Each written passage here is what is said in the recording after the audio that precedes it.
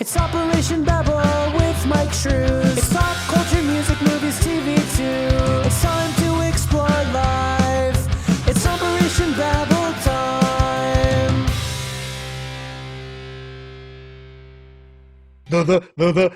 That's what she said. Ah, see, I brought it back around and we haven't even started. Back around joke. I'm not gonna go there. Oh man. Just our audience knows pegging, John. There you go. How dare you? Also, I know, sorry, audio people, shout out to Wawa. I haven't seen one of those in forever. If you don't know what it is, Google it. Wawa's all over the place in Florida, dude. Thanks for mansplaining that to me. It's not like I lived there for 4 years or anything, but whatever. I mean, get wrecked me. There's like 500 more since you left. Gross. Anyways. And as we immediately go on a tangent, hostess with the mostest. We have two guests with us. Well, Tivis, you're not really a guest. Oh, get wrecked. But we have back with us again today, Emilia Song. Emilia. Hey. Hey, how What's you up, been? guys? I've been all right. Yeah. Yep. John, you got anything? Any questions? Wait, I'm Emilia, have here. you been doing any new stuff or anything like that lately? Yeah, actually, I had to take a bit of time away from camming and everything because of, because of health reasons. But in that time, I managed to get a lot of work done on a book series that I'm writing. And yeah, Nice. so So it took a And bit then, of a of course- loatus. yeah, right. And then, of course, having like fleshed out about 3/4 of it, maybe a little bit more, I discover that I need to completely rewrite it. Well, that's always, I mean, it sounds bad and that's got to be frustrating, but redrafting is like the spice of life. You figure out It things is. you didn't think about the first time, maybe something. Yeah. So when you say you're writing a book, is this like a business type thing, or is this like a fiction, nonfiction? What are we talking? Oh yeah, it's fiction. It's urban fantasy Ooh. with romantic elements. 50 Shades of Grey in space. Not quite 50 Shades and set in Chicago, but we'll go with that. Hey, fair enough. So only like 20 shades. We'll see. We'll see after that redraft. There's a little more variety and a little less like stalkery abusive behavior, so Oh. I'd say it's a bit of an improvement on the whole 50 Shades thing. Well, if romantic comedies have taught me anything, the word stalker really only gets thrown around considering how attractive the person is. This is very true. Yeah. It is conditional. May I show you my sex dungeon? It's like, no. And how much money they have. There, How much? You see, got there we go. Money and looks. It's all you need, people in life, right? I know. Thank God I was born with neither. That's why I'm still mad at Myke for finally making me face cam. See, I should have just been a cartoon character the whole time. See, I should do what Tivis does. Just have Brandon Ruth in a Superman costume and say it's me. But other than writing books, so you're back to the cam and stuff. I saw you on Twitter throwing up some ads again. Anything new? Just kind of cycling through stuff? Planning anything? I don't really have anything too exciting on the horizon at the moment. I finally got my Black Widow costume. Ooh. Finally. Is it a traditional one, or is it one more from like the up and coming film? It's Which from is the the- up and coming film. Ooh, very topical. I like it. Yeah. So we'll be on the lookout for that. Yay! Oh hell yeah! So Really hopefully, eager to get. hopefully the movie will actually come out, and then you can show off. Yeah, right. That would be nice. No, they're just gonna put out another 500 trailers. That's all. Oh my god! Well, at least it's not like the New Mutants where we've had to talk about it for almost half a decade. I almost don't Pretty even much care the anymore. entire film's out now. I know, right? Well, do we even know that? Because apparently they changed the rating like 4 different times, and the edit's been done to death, and God only knows what they're doing to it. But I figure before I forget, since we finally have Emilia back, she told me to call her out, and I think I'm going to. What? The second we got off the last cast, Mhm. you told me that we should have called you out for the director's cut comment that you had. when we're talking about the Snyder Cut stuff? Where we were talking about essentially like maybe how director's cuts kind of suck and they usually don't really add anything to it. Yeah. And that was Emilia's thing. And as soon as we got off, she goes, okay, I may have lied because you brought up an example. And I believe your example was Blade Runner. Yeah. So I was I like, admit it. I was You should not have entirely reminded correct. me. You should have Doesn't reminded Blade me. Runner Chuck. have I could have pulled the audio bit. well, Blade Runner's got like 3 different. Yeah, cuts. that's One what I with was like gonna say. there's one with like a Harrison Ford narration that's kind of sloppy. But That was like, the first one. is it the first one? I thought Yeah, that that was was the theatrical release. okay. So then you have the director's cut that just has like a ton of extra stuff, which I think that's the one people do like. They would prefer. And then, but it's funny because just for saving grace, I figured I could tell you my experience that I just had with, I don't know if you'd call it the director's cut, but the extended cut for Lord of the Rings, because that's usually my go-to about one that was done relatively well. I've been starting the rewatch process. We have finished Fellowship, and I just finished Two Towers like a day and a half ago. And I do have to say, originally, when I've watched them, I haven't gotten to Return of the King yet. I always said that Two Towers was the best one because obviously Helm's Deep is awesome. I like a lot of like the character progressions, like the team building between Gimli, Legolas, and Aragorn. I like the back and forth, how everybody's got these 3 interconnecting stories and they all meet. I did rewatch. I might have to take that back. I think Fellowship might be the stronger film, especially because I think all their additions for the extended cut actually make a lot more sense.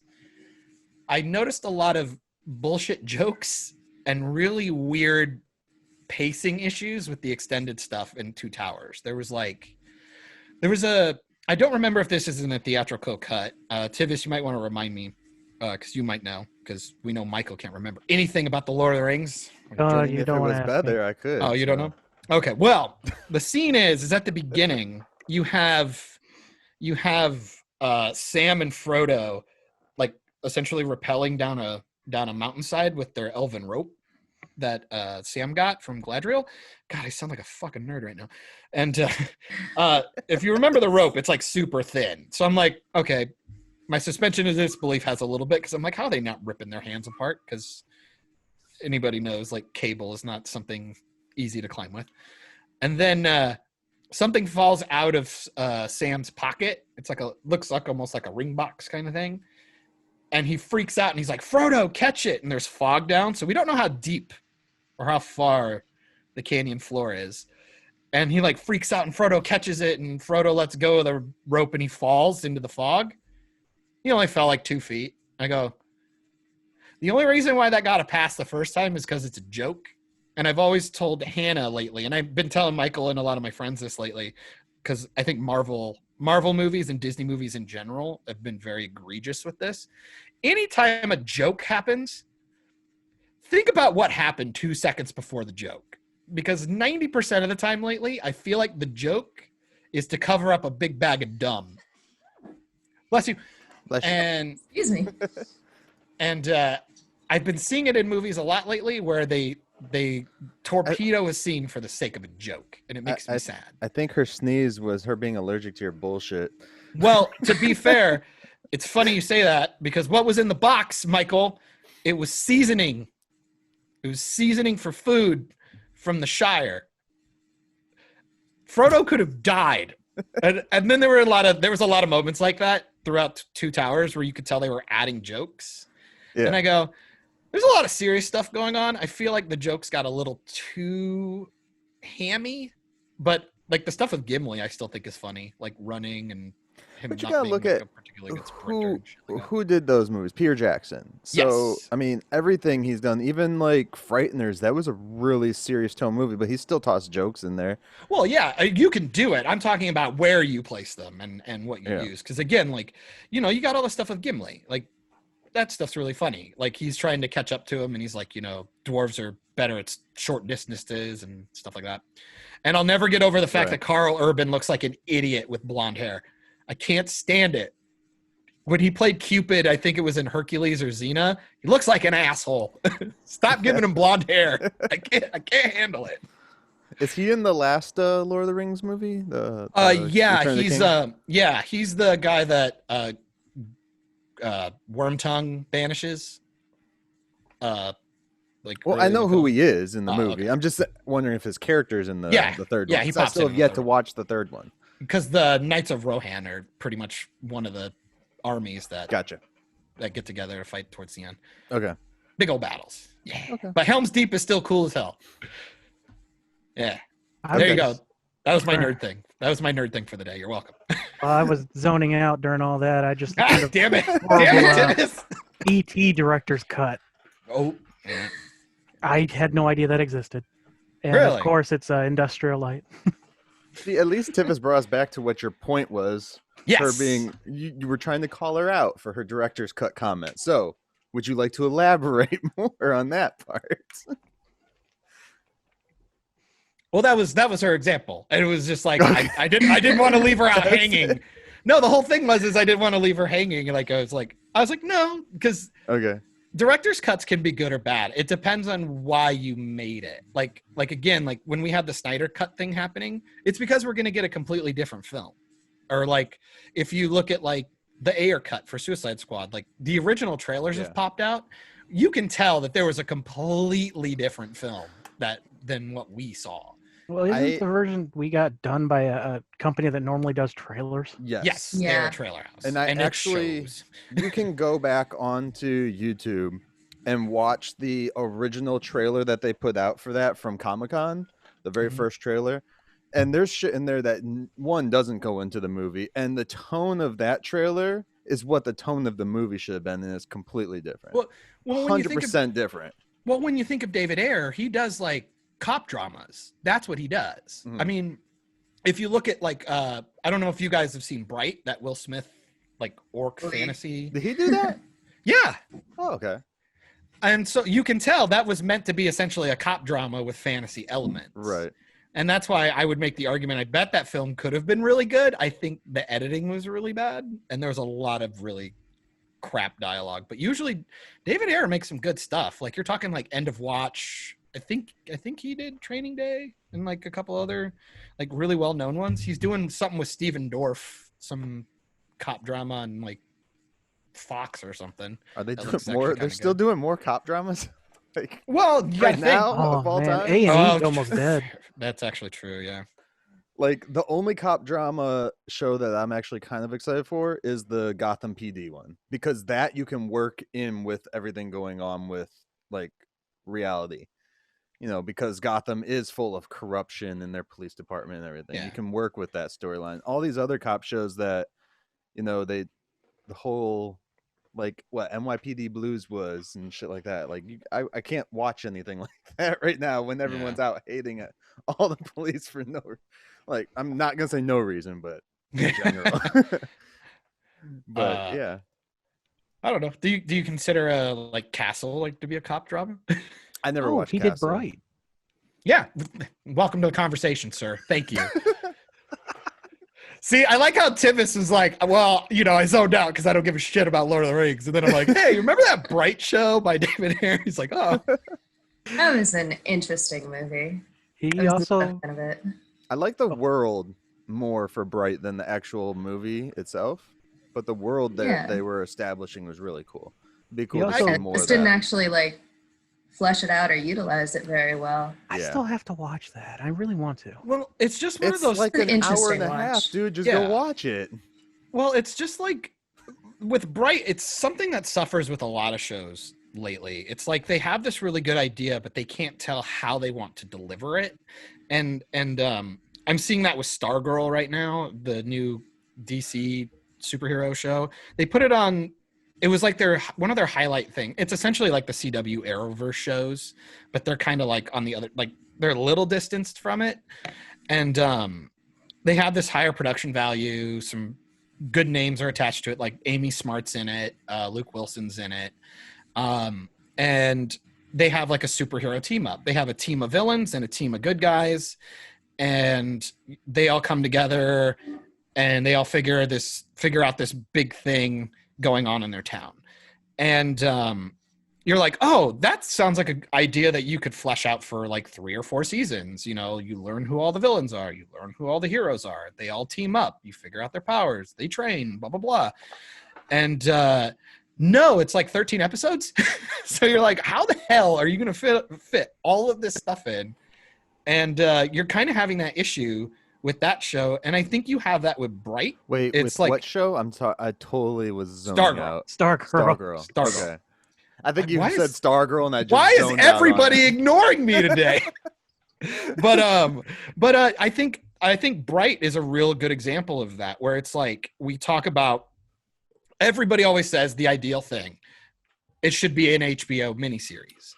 And I think with streaming services and stuff nowadays, and I mean, it came out on Netflix, for God's sake, why wouldn't you bank on getting Will Smith for multiple episodes of a long running thing? I thought that it was like a 3-picture deal for the Bright series. I It was wouldn't like be a 3-picture surprised. deal, but I'm pretty sure Will Smith isn't coming back though. No. yeah, no. But I mean, you why look would at he? that He's too busy movie. crying on Facebook. So Oh man, why you got to be like that? Men don't cry, remember? But I mean, you do that movie and they turned it into a Will Smith film. Like, it was just like you had this really dramatic thing with this really big world, and then all of a sudden you just wrapped up this quick story. It was like one of the strongest things you had was like the idea of the elves and the orcs, and then them all trying to, like, it's essentially Zootopia.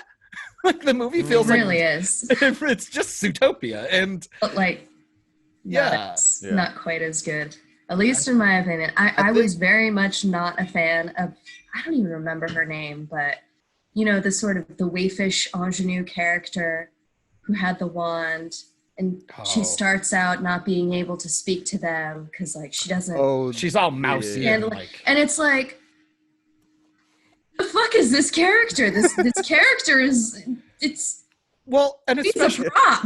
well, and She has no arc. Well, and especially Not when, interesting. Well, and especially when the elves are being made out to be these perfect specimens who, you know, they're the high class or the upper class, and they're very prim and proper and really know how to handle themselves. Well, you have the bad elves who are efficient fighters and kick ass. You got the elf FBI agent or whatever he's got, and then you got like, you know, all these elements to prove that they're awesome. And it's like she's like some kind of like weird timid child who can't seem to take care of herself unless the plot's like, oh no, she's a badass. And it's like, the fuck. So and she's really only there so she can bring back Jacoby. Like, that's all she was there is for. And Leela or like, Layla or some shit like that? that sounds Is that the right. character's Leela, name? I think. Yeah. No, Leela's fucking Futurama. I was gonna say. That's how it's spelled. Layla, Leilah. I would have to say 100% the best part of that film is Jacoby, the Will Smith's partner. He's like the only reason to watch that film. Like, he's awesome. And like, and again, the world looks cool. The orcs, like, the costumes look really awesome. The idea was really there. It's just, they kind of just turned it into a bit of a cartoon and kind of If you want a more fleshed out version of that, just go watch the Alien Nation TV show that they had in the 90s.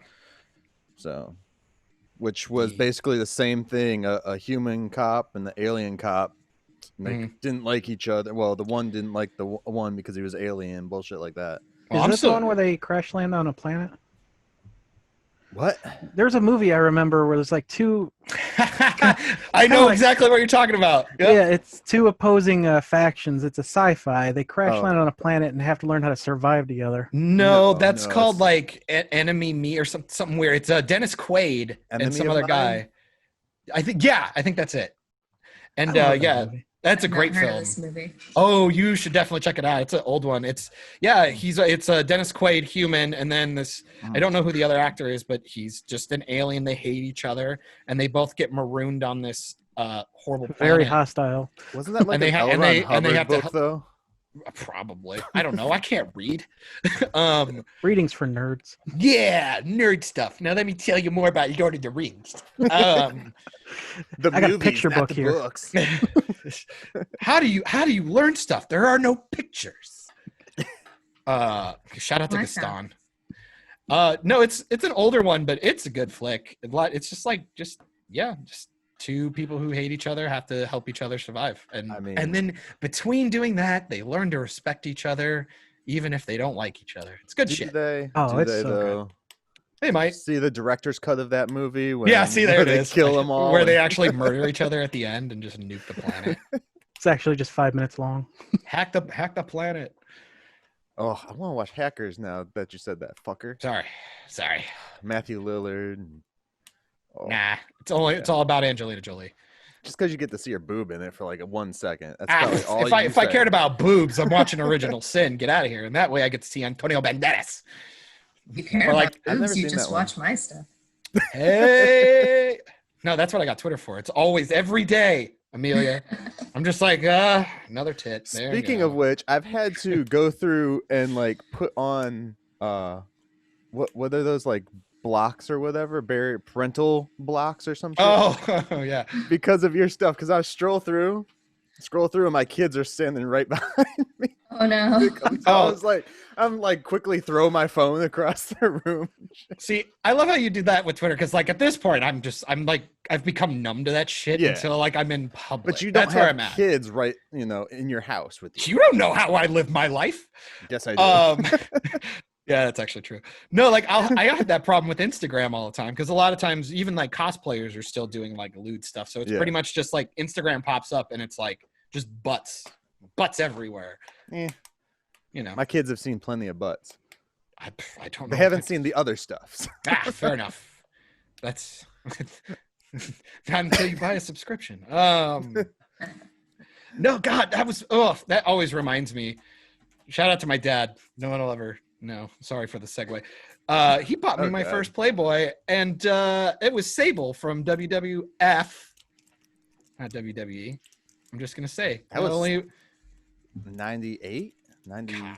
I don't even How remember. fucking old were you? You were like like 11 or 12. Yeah.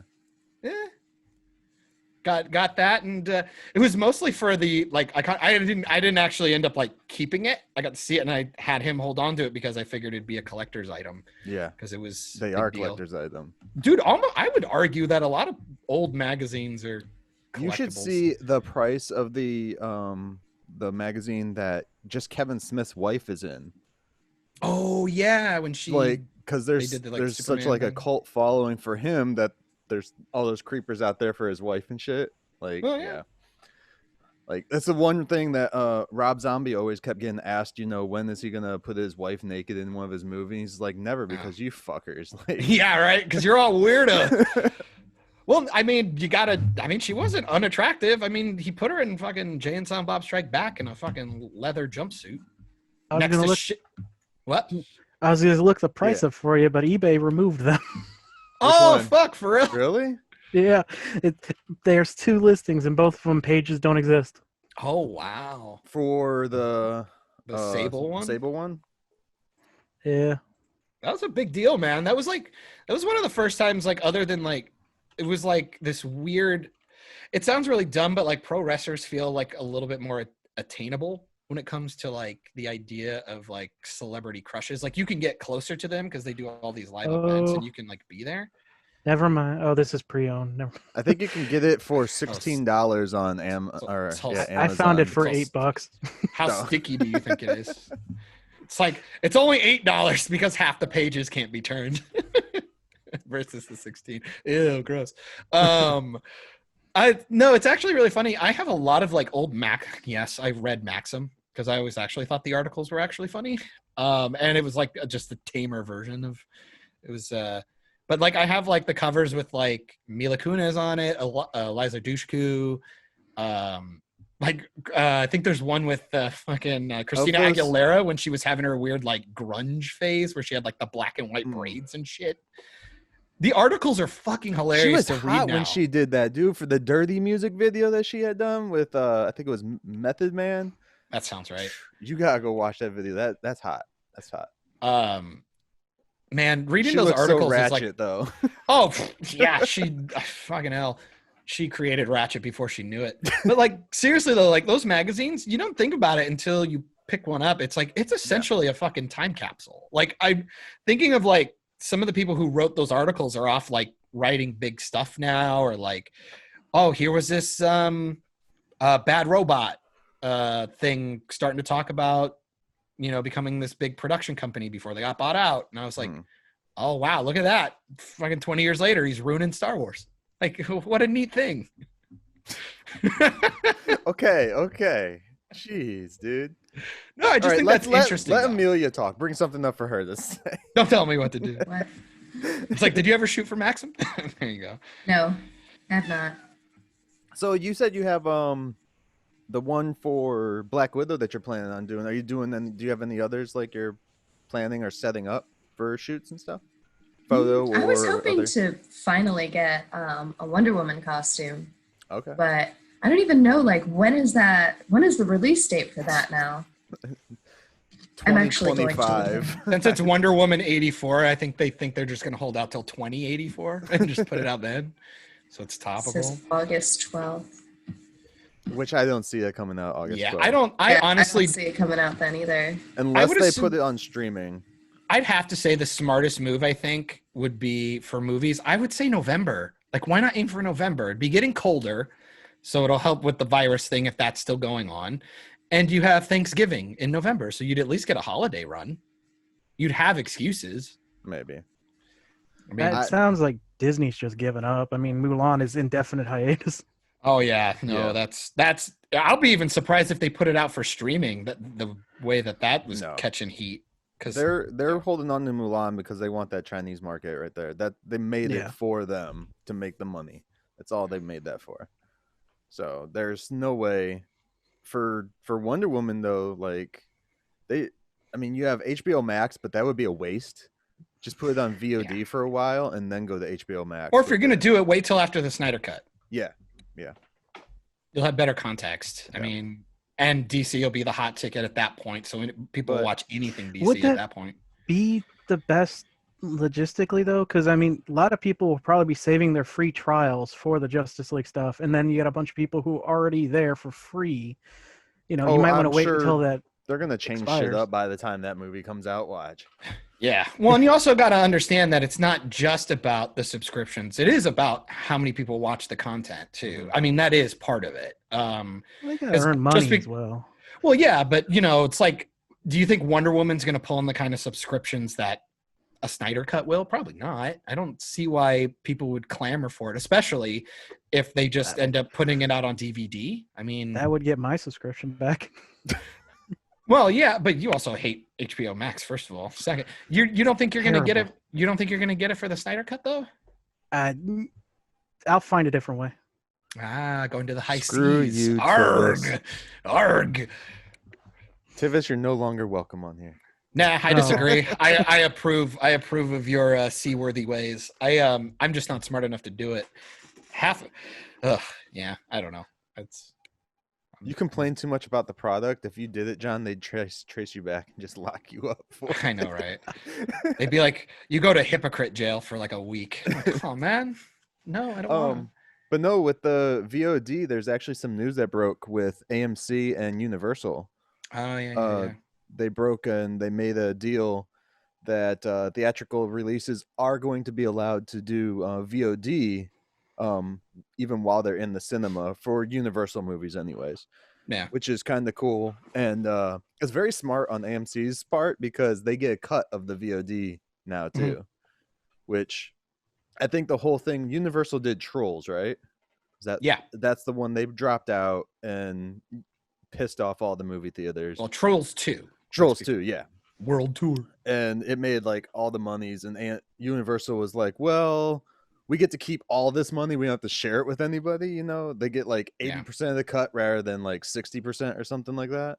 Well, now because they don't want to, alienate themselves from theater audiences, if theaters ever, open back up. Yeah. They broke the deal with them. And so AMC, they haven't announced how much cut AMC gets of the VODs. But there's rules set in place for it's like within 3 weeks of the movie in theaters, they can go to VOD. And then once they're in VOD, they have to be there for a specific allotted amount of time until they can actually sell the movie itself. So you have to rent the movie for and the rentals are like $20, to rent it. Fuck that. $20? That's Yeah. ridiculous. That's That is VOD for you, ridiculous. dude. Why though? That's Yeah. just dumb. It's basically like watching the movie at home instead of in the theater. Like, This is where I got to make the argument. It's like, man, just put it out on DVD. Like, well, fuck off. now If that- I'm gonna pay now that $20 to watch Universal- it, now that Universal broke that deal, they can't. The contracts are signed and everything like that. Now there still is Disney. There's all the other places that are just like. I know. I don't think Universal or AMC is going to hold them too tightly on the leash because Disney brings them all the money anyways. I'm not ready. I'm not ready to see physical media go away. I guess this would be great for Tivis and Emilia. What do you guys think? Because me and Michael have talked this to death. What do you think about physical media? And like, do you think it should go away? Is it still a viable thing? Or I mean, I don't think it's particularly viable, but I don't think it's going to go away. Yeah. I mean, you look at so cassette tapes have kind of gone away at this point, but you still have records, vinyl records. And I'm sure cassette tapes will make a comeback in a few years just because retro's cool. So I don't think it's going to disappear. Yeah, tapes are coming back already, actually. Yeah, cassette tapes made a big comeback after the first Guardians movie came out. Okay, well then I'm behind on the times. See, vinyl and record still makes sense to me. I haven't seen cassette tapes. Some of them they post them, they put them out as limited run type things. Yeah. And it's like, get like the new album on the cassette tape so it sounds shittier. It sounds better on an LP, dumbasses. And there's also there's a books on tape. It comes in what looks like a cassette tape, but you pull out a little bit of it and it's a USB port that has you just take the stuff off of it. I have a bunch of stuff with that. Cool. That's awesome. Well, my whole argument's always been, and I think a lot of it's because I've been watching a lot of shows that have like a dystopian type thing going on. Like you look at like a Book of Eli, or I just watched a playthrough of the Last of Us franchise, 1 and Part 2, which fuck Part 2 and Naughty Dog sucks. Bull crap! That game was awesome. Last of Us 2 is fucking trash. It's like the worst game ever made. But I'll be more than happy to get into that with you at some point, Tivis. But the idea of physical media always works for me because, one, we're seeing it on just a basic level of getting to see the thing that you actually bought, first of all, that was made, because people are like altering and re-editing stuff on streaming services lately, which is really strange, especially for really old classic things. You kind of want to see them the way that they were. I think you see one of the big hits with the original Star Wars trilogy where people want the demastered version, like the original stuff. But then the idea is this weird safety net, like this idea that people have that like, well, I bought the digital copy, I own it. It's like, well, you own that version that if the file gets corrupted or it disappears, you're screwed, because what if Apple goes under? Like iTunes doesn't exist 10, 15 years from now. Not only that, iTunes has it in the paperwork that everyone just clicks accept with, that they can alter the films however they want. Yeah. So and that they're not even, you don't actually own it for a long time. It's basically like a license. Yeah. It's essentially you're renting it for an indefinite period of time is essentially how it works. When you have your own disc, you can rip it and have a digital copy anyway, and you get to keep the physical thing. So like, say your internet goes out, as long as I have my player and some power, I'm good to go. But if you don't have internet, you're kind of boned unless you have the space to download your catalogs and stuff like that. That's kind of where I've always been. I just don't like I'm a big weirdo with data loss. Like I have like 5 or 6 like 4 terabyte hard drives with backups on backups because I just hate the idea of losing shit. It's awful. And you're at the mercy of companies as well. Because I know someone who had a bunch of his audiobooks through iTunes. All of a sudden they just disappeared. You couldn't access them. He had to rebuy them. They're just gone. Yeah, or like you have the issue where it's like you almost get punished for doing it the legal way, where like you can't, like they're region coded. I know people who've bought stuff because they were like on a Wi-Fi in Canada and they bought it through there, and then when they came back they couldn't get it. There've been Or like when digital file is region encoded? You can do that, yeah, which is weird. I've never heard of that before, but like it's happened with gamer tags too, with like Xbox, because somebody signed in overseas on somebody's region encoded box. Yeah, it happens a lot with games. It's stupid. Well, it's because so like say Michael, you lived in the UK. I came to visit you. I turn on your Xbox, which is region encoded to the UK. Right. You log into your account. Yeah, and I sign in to your box with my account. Microsoft then looks at that and goes, oh, he signed in on a UK box. I sign out, I come back, and then I sign into an American one. It's like, oh, okay, wait. It looks like I have like duplicates and things like that. And I've actually seen people get their accounts suspended for shit like that, which I'm just like, what a fucking pain in the ass. Like, if I just bought the damn thing, I could watch it whenever I wanted, if it was just in my hand. Yeah. Right. My thoughts, I mean, Emilia. I guess you do have region discs too, but still. She hit the nail on the head there with, I've always been a proprietor for physical. Like, I'm a collector. You can't see it, but I got 2 bookshelves behind me full of all kinds of crap. And, I like to stare at it. It's for me. That's it. Yeah, Myke too. And it's like, well, I think it was a couple weeks ago. I was having this conversation with I'm sorry if I say your name wrong, Mario Xavier on Twitter. We were talking about that, and physical isn't going anywhere. We will always hold a large portion of it, mostly because of the hipsters. Yeah. And it's money that they're not going to turn down, because it's going to be like 30% of the market. Who's going to say no to that? Mm. Well, it's not like it costs a ton of money to make a disc. Question. You can manufacture discs. For Emilia, because you do mostly digital content, right? For yourself. Do you do any hard media for fans that like are on OnlyFans or anything? Media. Ugh, you're disgusting. I know. I'm such a deviant. Oh my god. The only hard media that I've ever sold have been signed photos at conventions, and I've only ever sold like maybe 5 of them total, so not so much. Okay. Yeah, in the porn world, hard media is hard to basically come by. gone. Yeah, it's hard to come by. I mean, you still have DVDs in adult stores and everything, and but those there are like some magazines that still have hard copies, but most of the stuff is just online now, just because it's would so you much say easier. A lot of the stuff that you see like in the stores and all that, that's probably from bigger production companies and stuff, right? Or do the indie people do that still too? I'm not sure. Or indie, I don't know what they call them in the porn industry.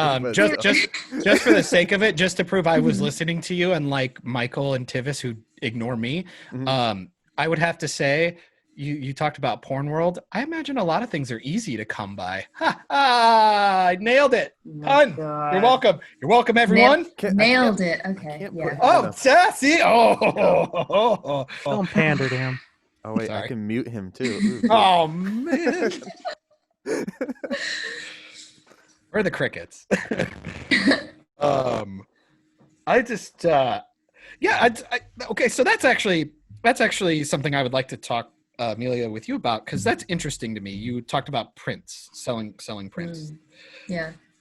Have you ever considered like trying to sell maybe doing stuff a little less lewd, maybe just more straight up cosplay and like prints like that? Because when I first started doing photography, a couple of the ones I was thinking of doing was like, how people find a picture that they really like and use that color palette to like decorate a room or something like that. I was trying to do stuff like that, where I would use props and flowers and random things in the house and make like certain color palettes. So like a blue with some browns and make it a little more earthy, and sell those as like a thing for people to use as like a centerpiece. And kind of doing all of that is really difficult, and that's always seems like a grind, but I always wondered if there was like a good return on that at all. Well, the photos that I've sold, I've only actually sold 3. One was me in shiny lingerie on the back of a motorcycle. One is me as Harley Quinn, and then the other is just me in black lingerie. But for me in particular, I think because I am a pornographic performer, people aren't as interested in less lewd content from me. I could see that. But I still have it because, you know, you do need safe for work content for certain websites and for certain publications. So I don't make so many sales off of non-nudes. I mean, like, if it's in a photo set, which is, you know, usually in a zip file. If it's a photo set, then, you know, I'll have some non-nude with a full like costume, a progression. some partial nude. Yeah, and then some full nude. There are some cosplayers who can do that. And they're like the semi-nude ones. Yeah. Or the partial nude ones. Those are the ones that you're going to find on Patreon. I'm big on buying calendars for people because I'm like, I like photos. I just like pictures and I like analyzing photos. And then the idea of like, okay, well, instead of buying the print, I at least have a calendar. And then sometimes when I buy them, I'm like, oh wait, I can't really hang this up because I have certain people come through my house and stuff. And it was always strange that like I feel like there's a way to utilize that, but I could never figure out how you could do both. Because like a print, it's like, well, with a lot of guys, if you're getting a naked photo, you kind of assume the reason for the photo, and it's like it feels handier, for lack of a better phrase, to just keep it on the computer or something like that, so you can take it with you. And but I was always like, I don't know, I always thought the idea of a calendar was kind of neat, and I always wish there was an easier way to like support that type of material while actually getting to utilize it, if that makes sense. That totally makes sense. I have seen some cosplayers make their own calendars, and they use their safe for work pictures. I'm trying to remember who's done it before. Oh, you know what the real hot thing right now is? Yeah. Body pillows. Oh yeah. I'm not kidding. Like some of my favorite ones waifu is like pillows. I love them. It's like them in the full costume, and then on the back is them either naked or like. Did they just do like a My Little Pony one of those? Oh, don't brony me right now, dude. To be fair, I did watch the first like 2 seasons of that show, and it's not. I've never seen an episode. It's honestly not. Well, it's not horrible, but thank God I just fucking told the internet. They almost had me with the doctor, but I must say, I am a former Pegasister, so I actually have a collection of My Little Pony toys, like the most recent generation. Actually, I think that there's a new generation coming out. That's neither here nor there. But a couple of years ago, I was like really obsessed with that show because it's just so cute and wholesome. It is cute, and I like the voice acting is actually really good. The voice actors are fabulous. They're delightful. When they turned them into high school kids, that's kind of where I jumped in. I go, one, I'm not watching this movie. 2, I'm like, because that's when it got weird. Because then you could tell like the fetishizing got a little weird. I was like, I get it. People like Rule 34 and shit like that, and I'm like, okay, so I'm fine with this. Fine, it happens. Like, don't get me wrong, Lola Bunny made me think things when I was a kid, and I understand. Well, she's a popular cosplay. I got to admit. Oh no. I have like a shitload of My Little Pony stuff in my office right now. I love it. Like bags of them. Oh, I love it. Like look, Rainbow a whole Dash fucking is cool. bucket full of them. And I like making fun of Applejack. She's the smart one, but she's also dumb, and I love it. I've been trying to sell these things online for months. No one wants to fucking buy them, no matter how low I put it. I was like, take it. The black market. Them. You need them in a set, man. Like 20 years. Yeah. This is my favorite one, though. What the hell? Is that Rainbow Dash? Is that what his name is? Hell yeah, it's Rainbow Dash. Yeah. That's my favorite one. I just like all the Rainbow colors. Dash is fun. No, I just. Sorry for all the audio people out there that didn't just get to see that. Well, get on our level, man. Check us out on YouTube. It still survives. Okay, so I guess maybe for the sake of fun, what are maybe some guilty pleasure franchises from I'll give you or Tivis, because I know Tivis likes Aquaman and I'm mad at him. Uh-oh. And apparently likes Last Wait, of Us have you 2 done Mira? Have you done Mira yet? from Aquaman. Aquaman? Redhead. Yeah. Emilia. What? No, sorry. I was. I have not mirror. She was looking at pictures of. She was watching My Little Pony. See, now no, I was trying to everybody's figure just out what my other guilty pleasure was, because My Little Pony is pretty much it. But no, I haven't done Mira yet. No. I do feel that love would her be an costume. easy one. Just don't shit on your husband, you know. Oh, to be fair, it was in the bed. Yeah. Well, don't cut off his finger.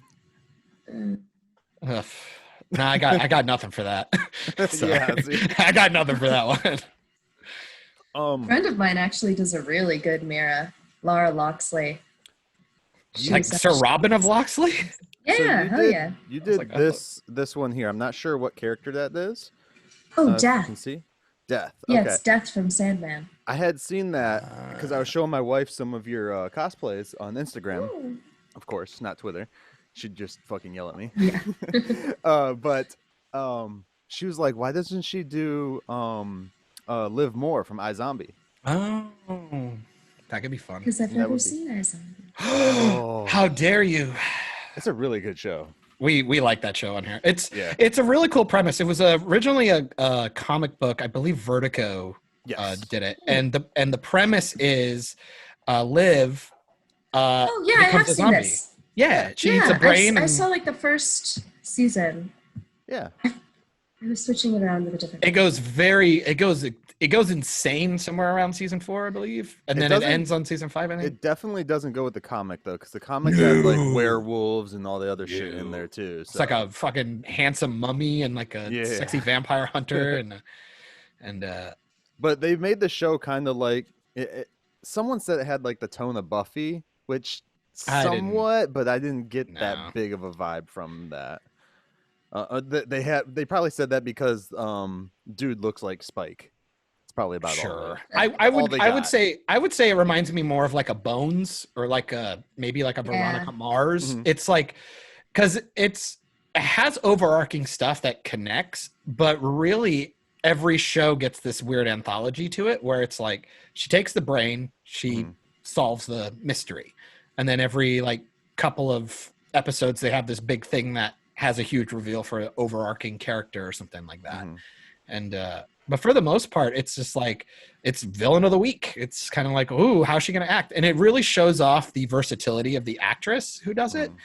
And also, weird thing, I hate this. It's something that Emilia Clarke deals with too, I think. She's like way hotter in the costume than she is just like her normal stuff. So when she does like the Christmas night for fucking Netflix, I'm like, just like it doesn't look like you. Like I expect her to have the super pale skin and the white hair. It was the night before Christmas, or night. Was it night before Christmas? Was it night before? I think there's two of them, dude. I think there's two. Yeah, the night before Christmas, because we watched that this year. Oh my god, it was such a dumb, like, it looks Hallmarky so movie. Stupid. But no, that's not her in that one. But that's the name. She of did. that one. She did one. She I did can't remember. Another one. She was did like a like princess 3-part movie. There was 3 movies that she did. That's what you're thinking of. I don't remember what that one was called. I just remember her doing some kind of like royalty romantic. Rose McIver is her name. It's a cool name, by the way. Neato name. Cool cast too. Michael Goodwin, the guy who plays Babineau. Very interested in watching his career. He's done a couple of series. Malcolm Goodwin. Is that Malcolm? Okay. Yeah. What did I say? Michael. Sorry, my bad. It's all good. I can't imagine why. A Christmas Prince is what you're thinking. There it is. Okay. And then there was a Christmas Prince, the Royal Baby, a Christmas Prince, the Royal Wedding, and then a Christmas Prince. Wait, the baby came before the wedding? Unacceptable. No. I read them. Oh, okay. You have to be married. Yeah, first we before almost the baby actually goes. sat down and watched all 3 of those too, because they were on Netflix then. But then I was like, you know what? It's not. But you can't finish Lord of the Rings. But you got time to watch a 3-part Christmas. I swear you just do. watched. We rewatched the 3 Matrix movies. Yeah. I kind of feel like they end at the first one. Yeah. Have you guys seen all 3 Matrix movies, Emilia and Tivis? Of course. Yeah. Yeah. What are your thoughts on the last 2? Or do you They were remember enjoyable. them? I mean, I still think that the first was the best. Yeah. Yeah. Particularly because it was such a shift, and they introduced so many new elements to. I mean, they weren't all new elements, but they introduced these elements in a unique way that really impacted cinema for the next few years. So. The Wachowski. This one's still my favorite. They're just called the Wachowskis now, right? We don't call them sisters. They're Wachowski sisters. Yeah.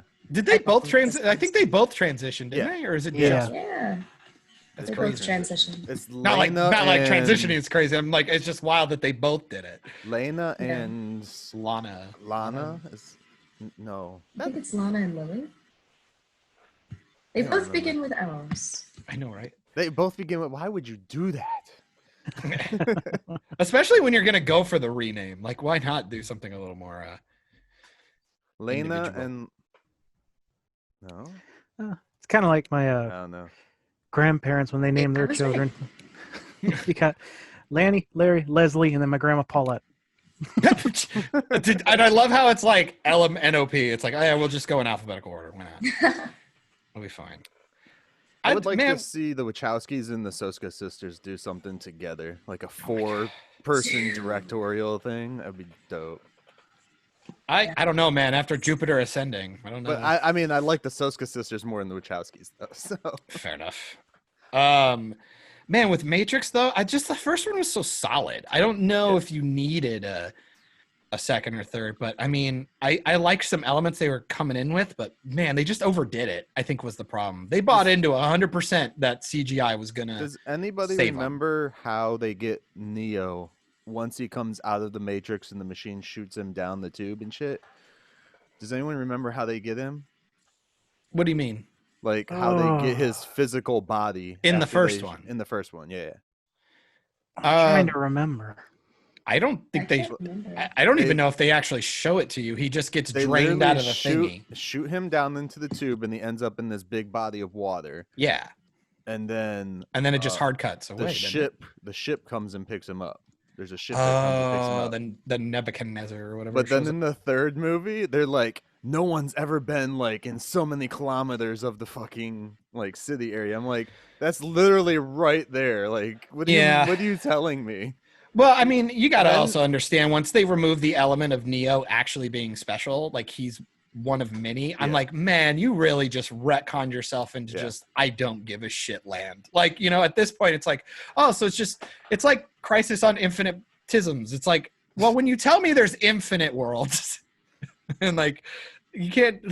How do you destroy infinity? You can't do that. Yeah. But you gotta play with it because they keep counting down to infinite one. But they where do you start? Yeah, where do you start? Where do you start and where do you end? But because in that logic, the world should continuously be being created no matter what.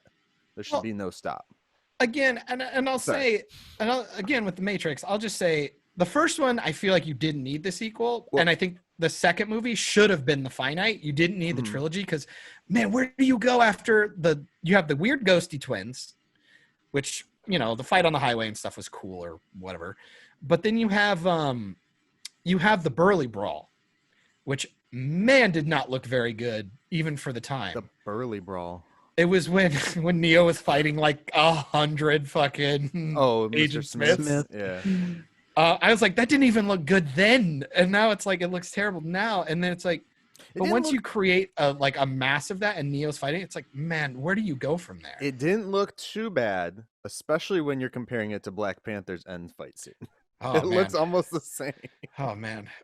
I catch too much hate for that. Why you got to bring that back into my life? I feel like I have to talk about that and Mandalorian like every week because I have the hot take that they're both not particularly very good. I forget that there was like a big ass rave scene in Matrix 2. Yeah.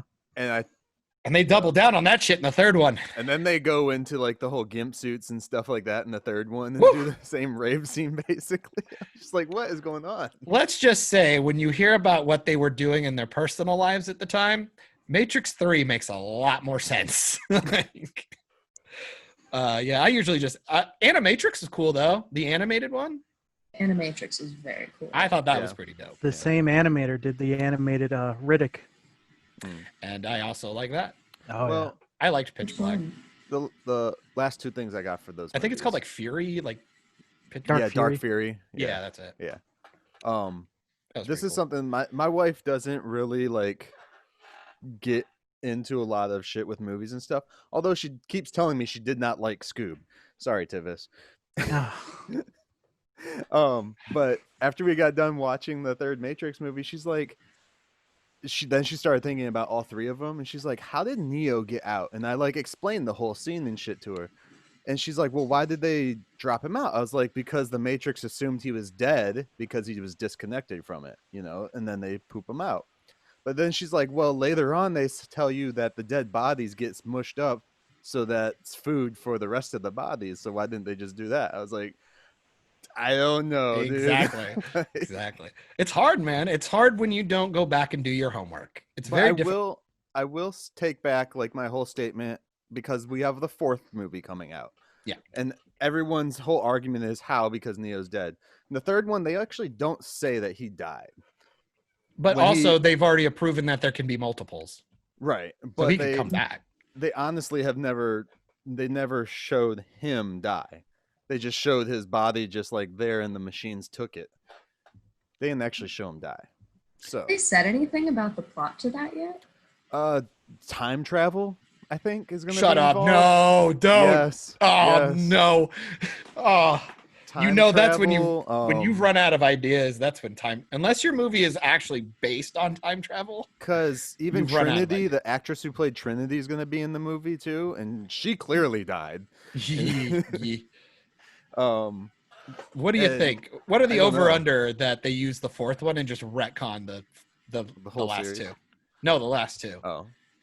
And just go straight up like this is the actual sequel to the first. They were in the Matrix the whole time. They could go cloning because I mean, if there's been a ton of Neos, then they have to recreate. But maybe somehow. that's not that there was a ton of Neos. Maybe they just kept taking him and putting him back into the Matrix. Sure. They never actually state that there were clones or there were multiple of him. Because if they could clone the humans, they wouldn't need the humans to reproduce the other humans. I can tell you the only official synopsis out there is The Further Adventures of Neo and Trinity. Time travel. That right. title. I'm just like, oh God, it sounds like a Dean Cain show. The Adventures of Lois and Clark. Oh no. I already blew my wife's mind. I was like, because her mind. Got it. Sorry. I mean, other things too, but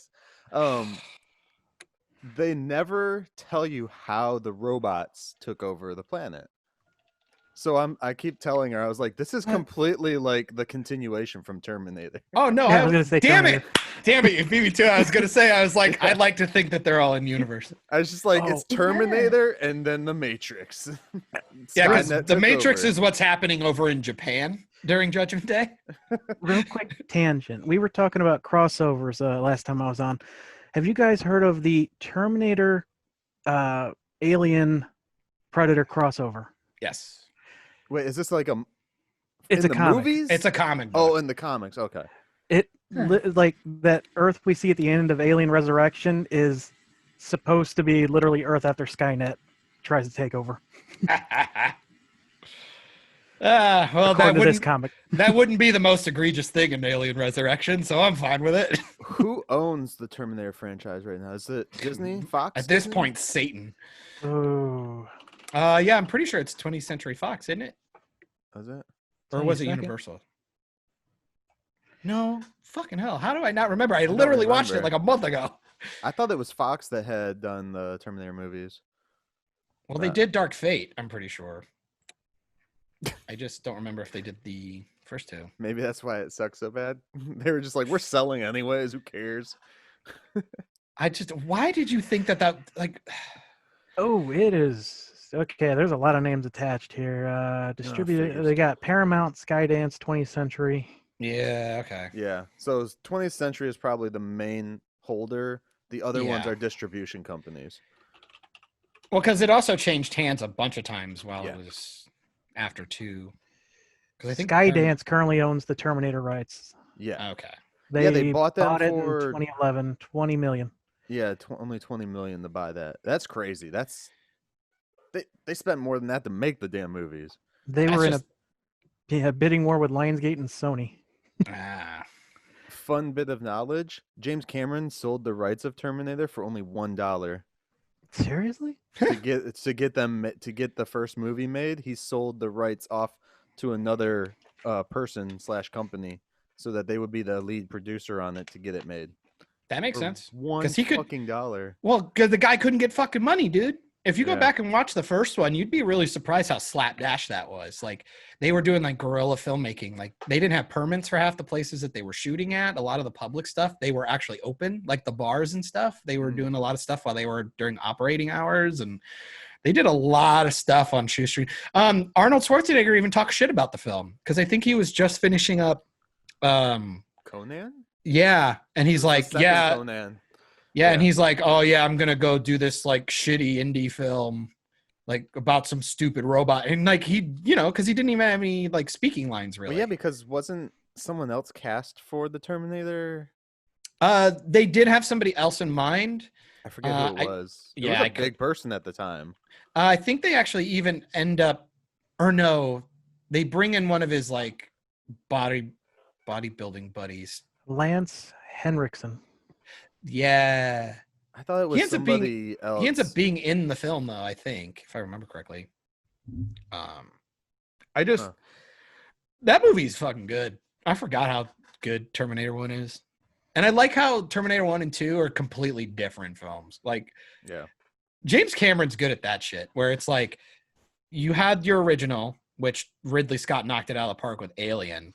But then he takes that world and just expands on it and doesn't ruin anything. Like he just takes elements from the first one and just hypes them up, turns them into an action film. And I'm like, all right, this works.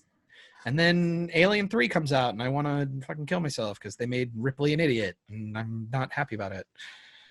Ugh. Okay. Have you ever done any Alien? Dude, cosplay?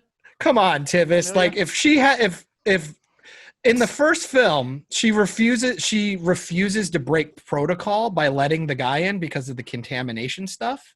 Mm-hmm. Like she plays by the rules 100%. And then once she realized the company was fucking him over, she turned cut, and like now her whole thing is to make sure that these aliens do not survive. And in the third film, she doesn't tell anybody about anything that's happening. Like Charles Dance is cutting up Newt and stuff, which thanks for killing Newt off fucking camera. That was awesome. But like she's asked like 50 times, like, what's going on? Why? Ripley doesn't tell anybody anything until like fucking 20 people are dead. And I'm like, awesome. Why are you so stupid all of a sudden? They had to make Ripley dumb or the movie doesn't happen. Okay. It made me really sad. It made me sad. No, that's fair. It made me really sad. And they killed off Charles Dance, who was like the most compelling character. He had this really cool backstory. He's like telling her his history and why he ended up on the prison planet. And as soon as you're like, wow, that is a really compelling backstory for his character. And Charles Dance is awesome, by the way. And then like less than 2 seconds later, he's dead. They kill him. And I'm like, why? Why'd you kill him? Because Paul McGann's there. Oh, yeah, that's right. Oh, man. The best doctor, right? As some say. Okay. You done? You done being a little baby? Hey. Look. People need to know. People need to know these things, Michael. They need to know. They need to understand. Okay. Anyways. Same reason why Last of Us 2 sucks, because they made Joel an idiot. I've never played any of those games, so I don't really care. No. Yeah, I have no opinion on games. It's fine. I'd even argue like, well, okay, Last of Us 1's fine, but second one doesn't even feel like a game. It feels just like a movie that you kind of feels like a Telltale game, actually, where you kind of just push a button from time to time. I like Telltale games. They're fun. I did. Yeah, I did too. I like the Batman one, and I was digging the Game of Thrones one, but they didn't like finish it. So Kinda I made me went sad. to the comic shop earlier today before Nerd. we started to Fucking nerd. pick up issue 3 of the Janika Ninja Turtle comic. What'd you call me? You heard can't me. say that word. Janika. No. You can't say that word. Which is the one I was telling you about, the female Ninja Turtle and stuff like that. The human that was turned into a turtle, actually. Penis. No. So that's perfectly fine for her and Casey Jones to hook up, apparently. Fucking Michael Yay! never Shout out got to hook up. bestiality. Woohoo! But while all my furries. while I was there, this is how this is how tone deaf I am to like celebrities. Not tone deaf, like how I just don't give a shit about celebrities anymore. Because apparently, while I was at the comic shop, they had a star from the Mandalorian series in the store. Oh, one of the bounty hunters signing off autographs and shit like that. And I literally was standing right next to him, hearing them talk and shit. I was just like, "Can I get out of here, please?" you said one of the bounty hunters. Which one? He even get a name? played Gecko, Gekkao. Oh, it's the fucking guy who gets fucking killed in the fifth one. The fifth big fight or no. scene. No, it wasn't the fifth episode. That was it was the end episode. Is it the last one? I think it Sounds was the like last it. one. His name is Dominic Pace. Yeah, he thinks the And- sequel trilogy suck ass, and it's really funny. And It makes me laugh. So he was at the shop, and I just completely was like, I don't care. Well, his character's kind of a nothing burger. Like, Well, who cares? not only that, it's just like actors don't get me. Like, I don't have to run over to an actor. I think it I'm depends on annoyed. the actor. You shut your face. There's not many that would get me. I don't believe that. I don't believe that for a second. Like who? Michael, Tell don't me- give in to your cynicism. You're lying to yourself. Tell me sir. one that you think I would like. Dwayne the Rock Johnson. I met The Rock when I was a fucking kid.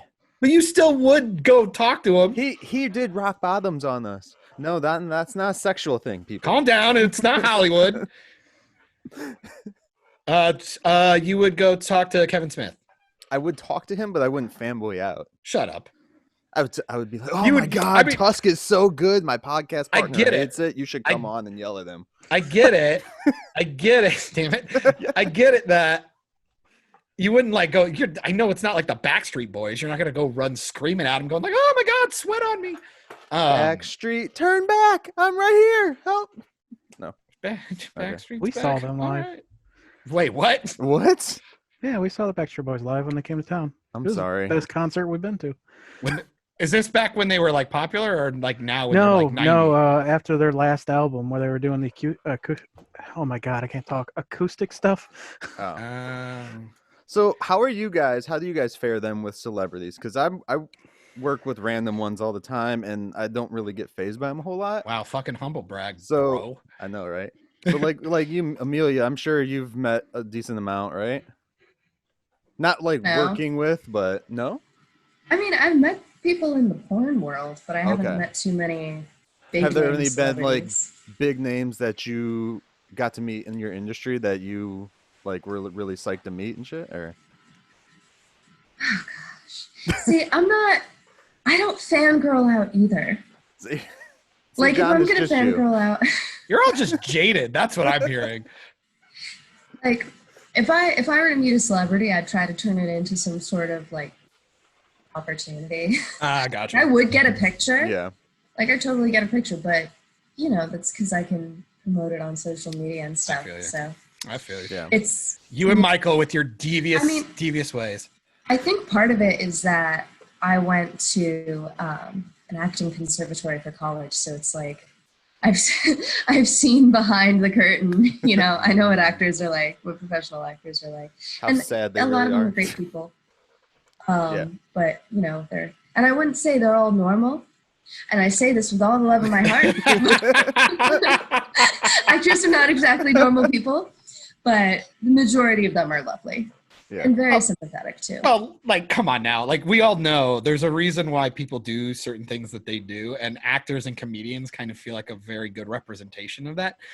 you know, it's like YouTubers and stuff. It's like we want attention. We get fulfilled by what is it? What are they called? It's like audience gratification. Being a sociopath? Well, no, sociopath is not having feelings at all. It's more the opposite, actually. It's like I'm fueled by the desire of pleasing other people, or them, or like my fuel is other people's adoration, that kind of shit. It's not the adoration; it's the enjoyment. Maybe that you have the ability to affect other people, to affect your audience, and that's what I really enjoy. Is like being able to give people an experience, and that was what drew me to acting. Well, I mean, I was 8 years old when I started taking acting classes. So really what attracted me to it was that it was fun. But for me, that was the thing that kept me going in entertainment. Well, it's hard because like I would equate like acting and stuff to being almost like an athlete. Like it's a craft that you have to constantly hone. You have to be on game. And the whole point is to prove to others. Like it's strange that acting is something that you constantly have to prove that you can do. Like, you know what I mean? It's like, because even like people like Denzel Washington and shit. Yeah, people go, well, I'm making this movie for him, that kind of thing. But Chris Pratt and Chris Evans and shit, they still have to go to auditions and stuff and be like, yes, I can act. And well, no, it's not about can you act, it's do you fit the role and part, and will you mesh with the other actors?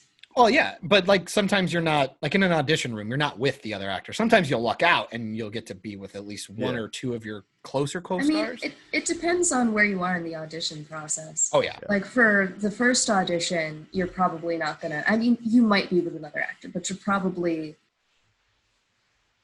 less likely to. TV shows, whereas with a callback, you know, you're more likely to be actually working with somebody else. Yeah. Oh, and I'm sure there's a lot of like sending stuff, just like do it on your phone and send it to us type stuff, just for the initial stuff, especially in like lower budgets and stuff like that. But it's probably like for the bigger named actors, but not for like your smaller guys. You still have to go in and. Well, I don't know, man. Like no, you need to bring in your resume and your headshot, because and I mean, I have more experience with theater, but you know what they'll do, it's not like they'll be scrolling through a list on their computer. Casting directors will actually lay out the different photos so that they can, you know, put them in piles and stuff like that.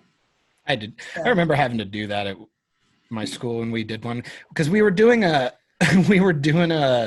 short about like a school shooting. Like, thanks whoever decided to write that horrible script.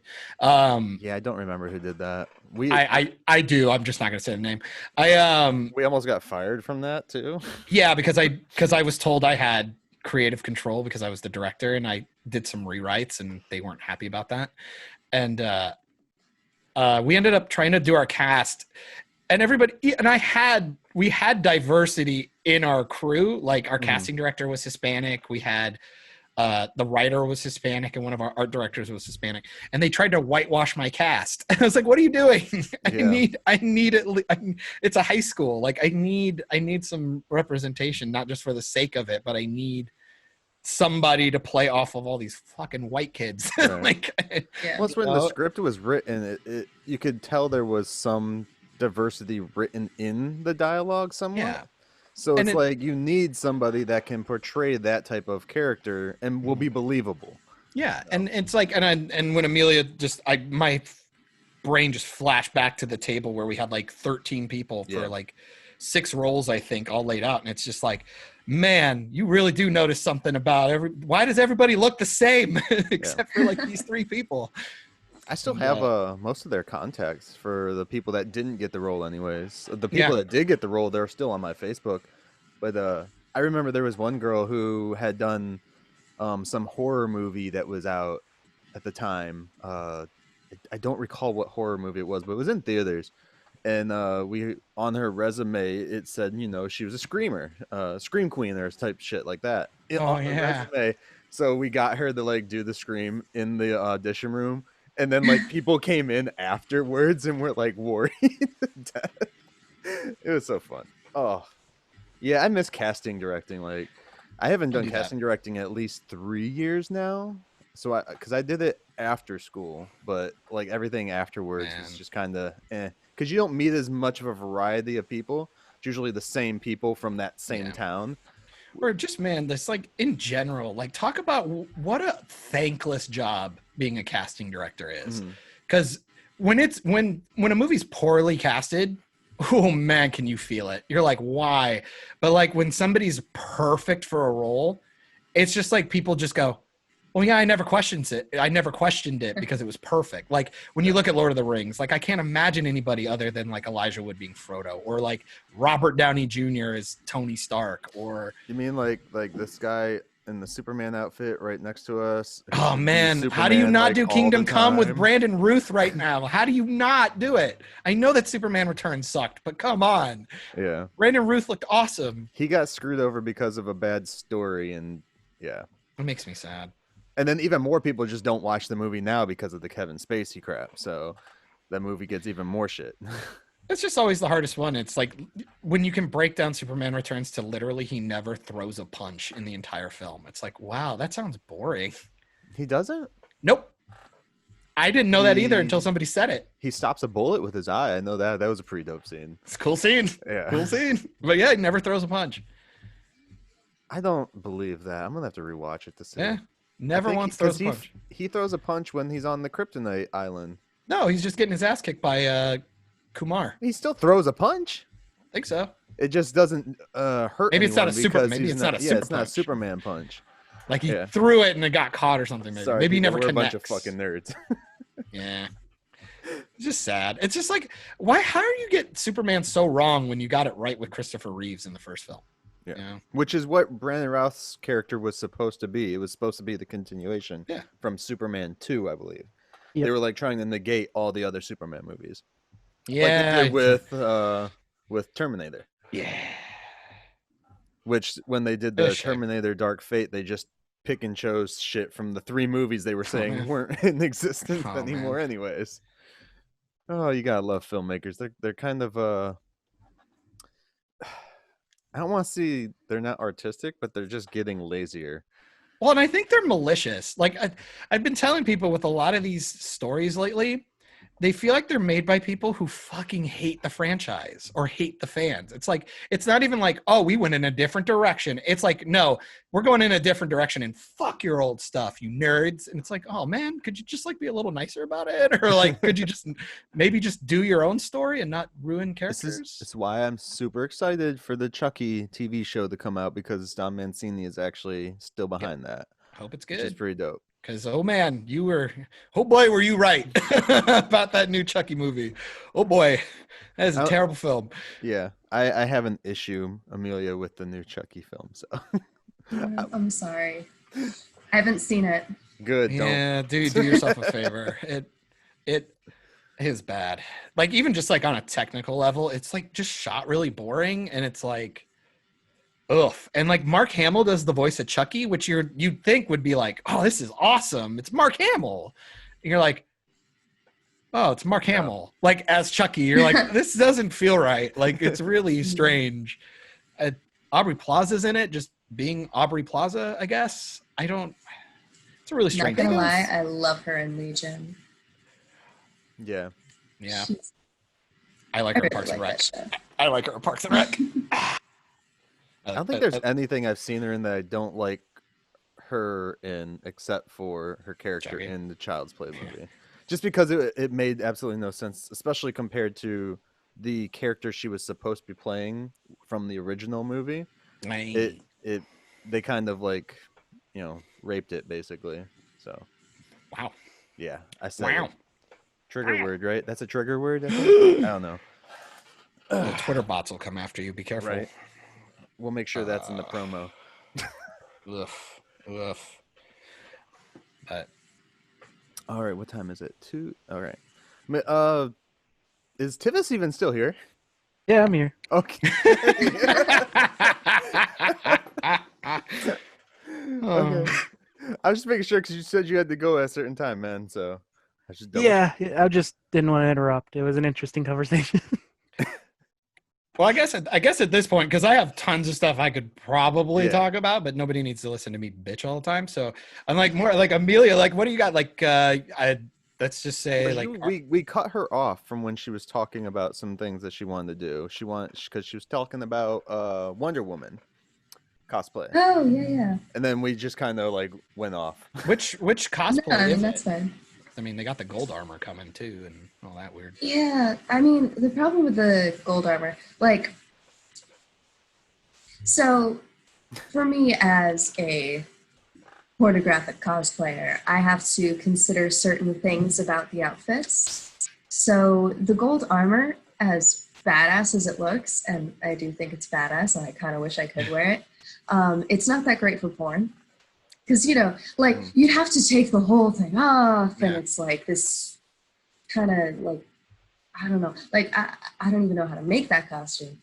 So I'm just going to go with the original movie version, which I really like, because I like that. See, I'm always the weird guy. I always think strip teases are like the coolest thing in the world. Like, I always like the build up. Like, once you get into the act, you're kind of like, all right, cool. I'm not there. So, but like the fun part is like the costume and the removal of the costume and all that. And I always feel bad because this is a thing. Sorry everyone if I get too graphic. It's something that always bugged me, and definitely no offense to you or anybody in general. When I see cosplay porn, it always hurts my soul when there's like the spandex, like a full-on Captain Marvel or a full-on Catwoman, and they rip the crotch so they can. I think a lot of costumes now lately have been better about putting a zipper down there. Crotch zippers. I love crotch zippers. But I'm like, my full body suits have crotch zippers. Well, Black Widow doesn't have a crotch zipper, but it's annoying.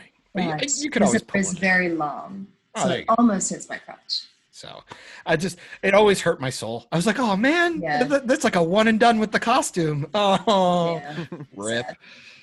But I mean, some people are really into like the whole ripping of the pants or the top butt thing. Nah, I saw Hulk Hogan do it too many times, so I'm like, nah.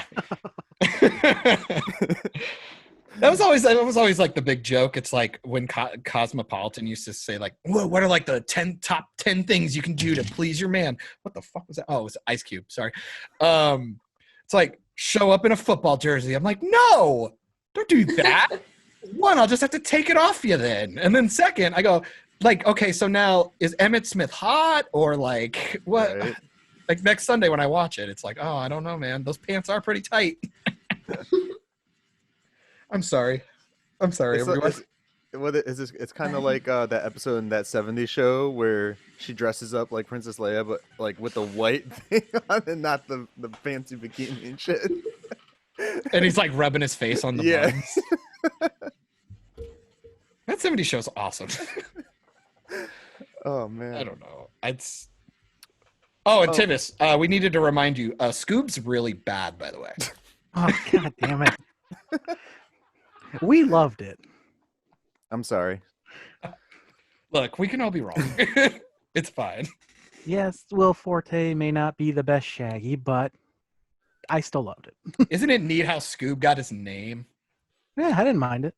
Oh, man. It reminded me. What's the story? It reminded me of when Han Solo got his name in his movie because he was Solo. Have you seen Scoob yet, Emilia? Nope. No. Or have you seen any of the trailers or anything like that? I know it exists, and I know it kind of got panned. Do you have interest in it? Well, you know, I watched the original series reruns when I was a kid, so. We just bought all the Diamond Collection, and they're fun. It's not a spoiler because I mean it's in the trailer. A spoiler, but it's in the trailer. The trailer spoils it, but like how he gets his name, it's like Scooby's like this. He's like a stray dog or some shit. Mm-hmm. Yeah, I guess. Yeah. And then like the cops are chasing him, and then he goes to the cop or to Shaggy, and Shaggy's like, "Well, this is my dog." And they're on the beach and stuff, and well, what's his name? And then he like is looking around and does this stupid like Scooby. Because there's a box of Scooby snacks on the floor. Yeah. I want to die. It's like I didn't even know that they were actually called Scooby snacks. That was the old thing. Yeah, that's the whole thing about. No, I know that now, but it's funny that that's how Scooby gets his name. That just From the makes me SNES. sad. It's like, oh man. And now it's canon for you. I just John. I can't wait for when I have my child and somebody's like, is that your kid? It's like, what's his name? And I'm sitting at the airport. I'm like, Cinnabon. No, the stupidest thing about that whole scene isn't how he gets his name, but it's like the cop is like, oh well, he's got a middle name, so I guess we can't legally we can't do anything, and just fucking walks off. I'm just like, real? what? Yeah. What? Oh, no. the jokes in this are so cheesy, and I love them. Well, and they're like outdated too. It's really strange. Like they make Simon Cowell references, and I'm like, for a movie that came out like a year ago. It just came out, not even a year ago, a few months ago. That's so strange. It was this year. But you can even give him the benefit of the doubt that it was at least in production maybe a year and a half ago, and you still use that joke. Yeah. Maybe it's for the parents. Well, I imagine when it comes to like remaking this stuff, you're like when you like with Sonic, the idea is you're going to get a bunch of Joe Schmoes like me who love the games bringing their children or just fucking not having anything better to do and just showing up and going and watching it.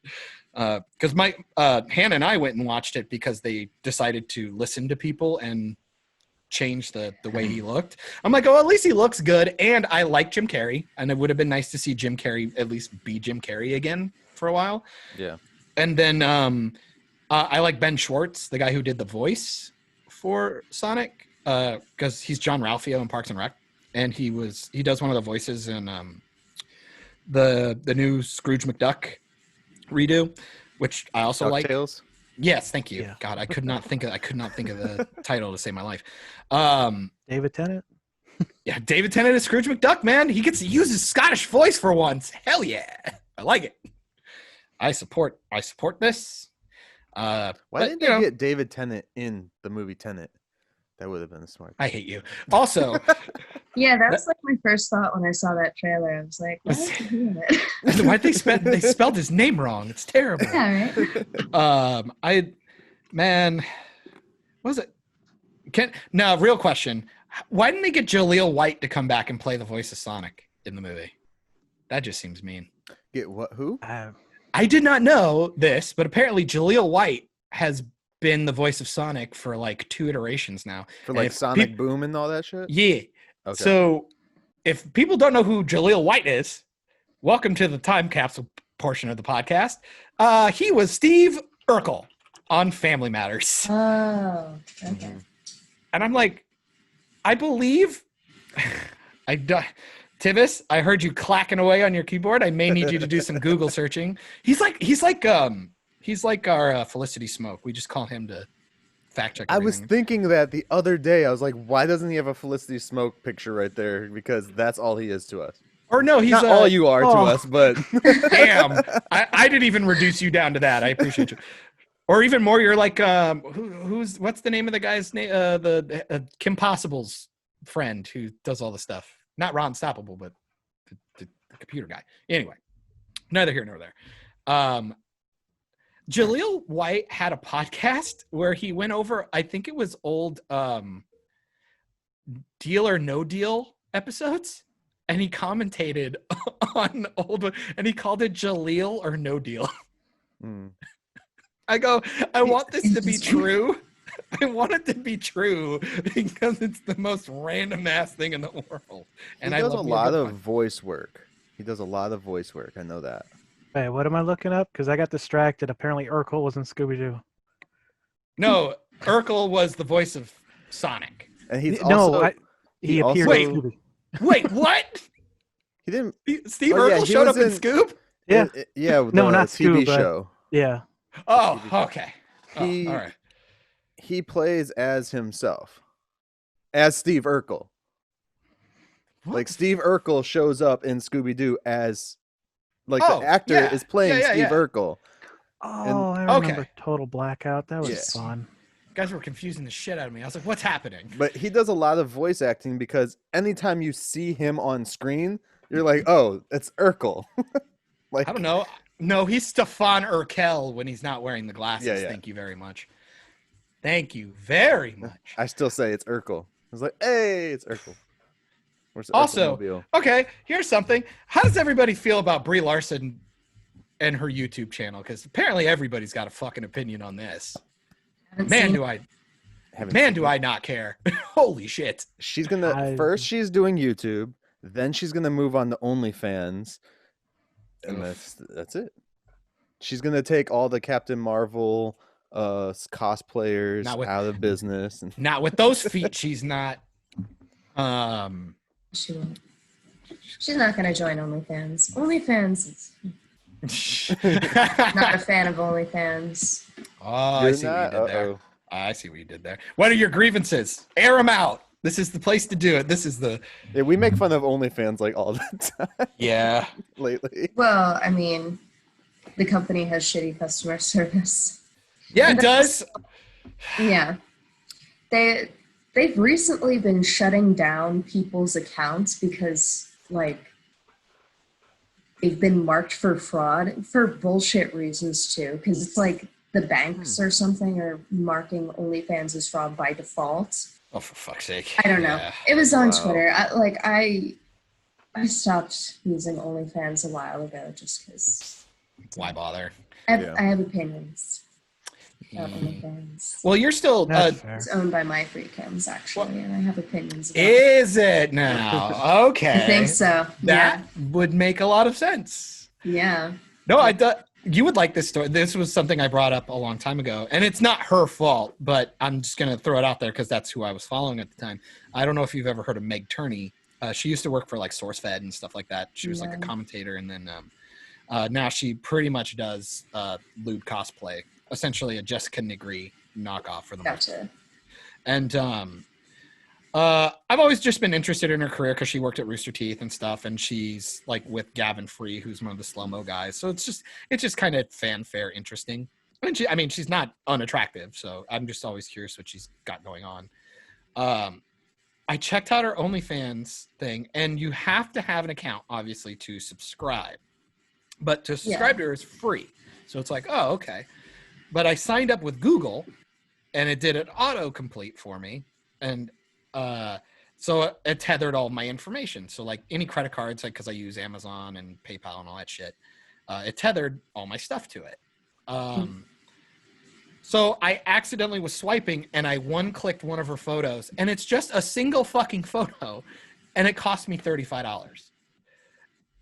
I go, you motherfucker. It was literally the equivalent of like when you're scrolling Twitter and you accidentally like somebody's thing. It was literally the equivalent of that. And I go, you son of a bitch. Like I was not very happy about that. Yeah. And so I'm like, oh, I'll never go back to this site ever again. Like ever. And wow, that's funny. Because their interface is awful, especially on the mobile. Yeah. It's absurd how ugly it is. I mean, I don't know how much they've redesigned it or developed it since MFC bought them, but I don't think they've really done much. They added the pay to open message feature. I know that since I'm pretty sure that's since they were bought. It's just like a more bare bones version of Patreon. It's just really shit. Yeah. I don't know. Yeah. It was really the dumb. Patreon actually has like decent customer service. Well, and like tiers and I don't know. They just Patreon knows what they're doing. It's always so weird to see like how it's like it was fucking Tivis was pissed off with HBO Max when it came out, and Disney Plus really sucked when it first came out, and I'm like, how do you guys suck so bad when Netflix and Hulu have been nailing it for like a decade? Like, how did you fuck this up? They haven't tried it yet. Well, it's just there's a better site in my opinion than OnlyFans, but it's not as popular in the straight community. Shout it out. It's called Just for Fans. Just for dot fans. Oh yeah, I've been hearing rumbling. Just for fans. Just for dot fans. Yeah. Interesting. That's the one that I use. Because it's a little more like Patreon in that you can create different tiers. And the guy who created it is pretty fucking awesome. Like, he's really responsive to inquiries. He's also a former porn performer. I don't know if he's still working, but it's pretty popular in the gay scene. Drag queens use it too. That's because the owner and creator, Dominic, comes from the gay scene. So okay. yeah. So inclusivity, it's what we all like nowadays, right? It's like the Tinder of Patreon. I guess while we're shouting out fucking websites, how's the building of yours going? You finished up? You still working on it? I mean, I have a few things that I need to go through on the back end, but in terms of presentation, it's public now.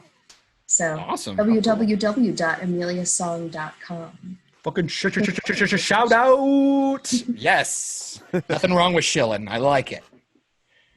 Oh yeah. Fucking everybody go there now. Right now. Totally should. And check out my blogs too. Oh my God, that's right. You're a cosplayer. Blogger. You're a blogger now. I don't have too many articles yet. You're like George R.R. Martin. Hopefully you get your books done faster. Damn it. Okay. This is my first book.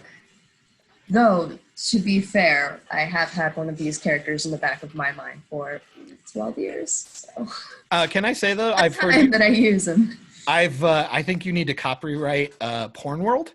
You have said that multiple times, and I want to see that movie. I want it to be like a Tron knockoff. Oh my God. we go into Porn World. It's kind of like Hackers, but like more risque.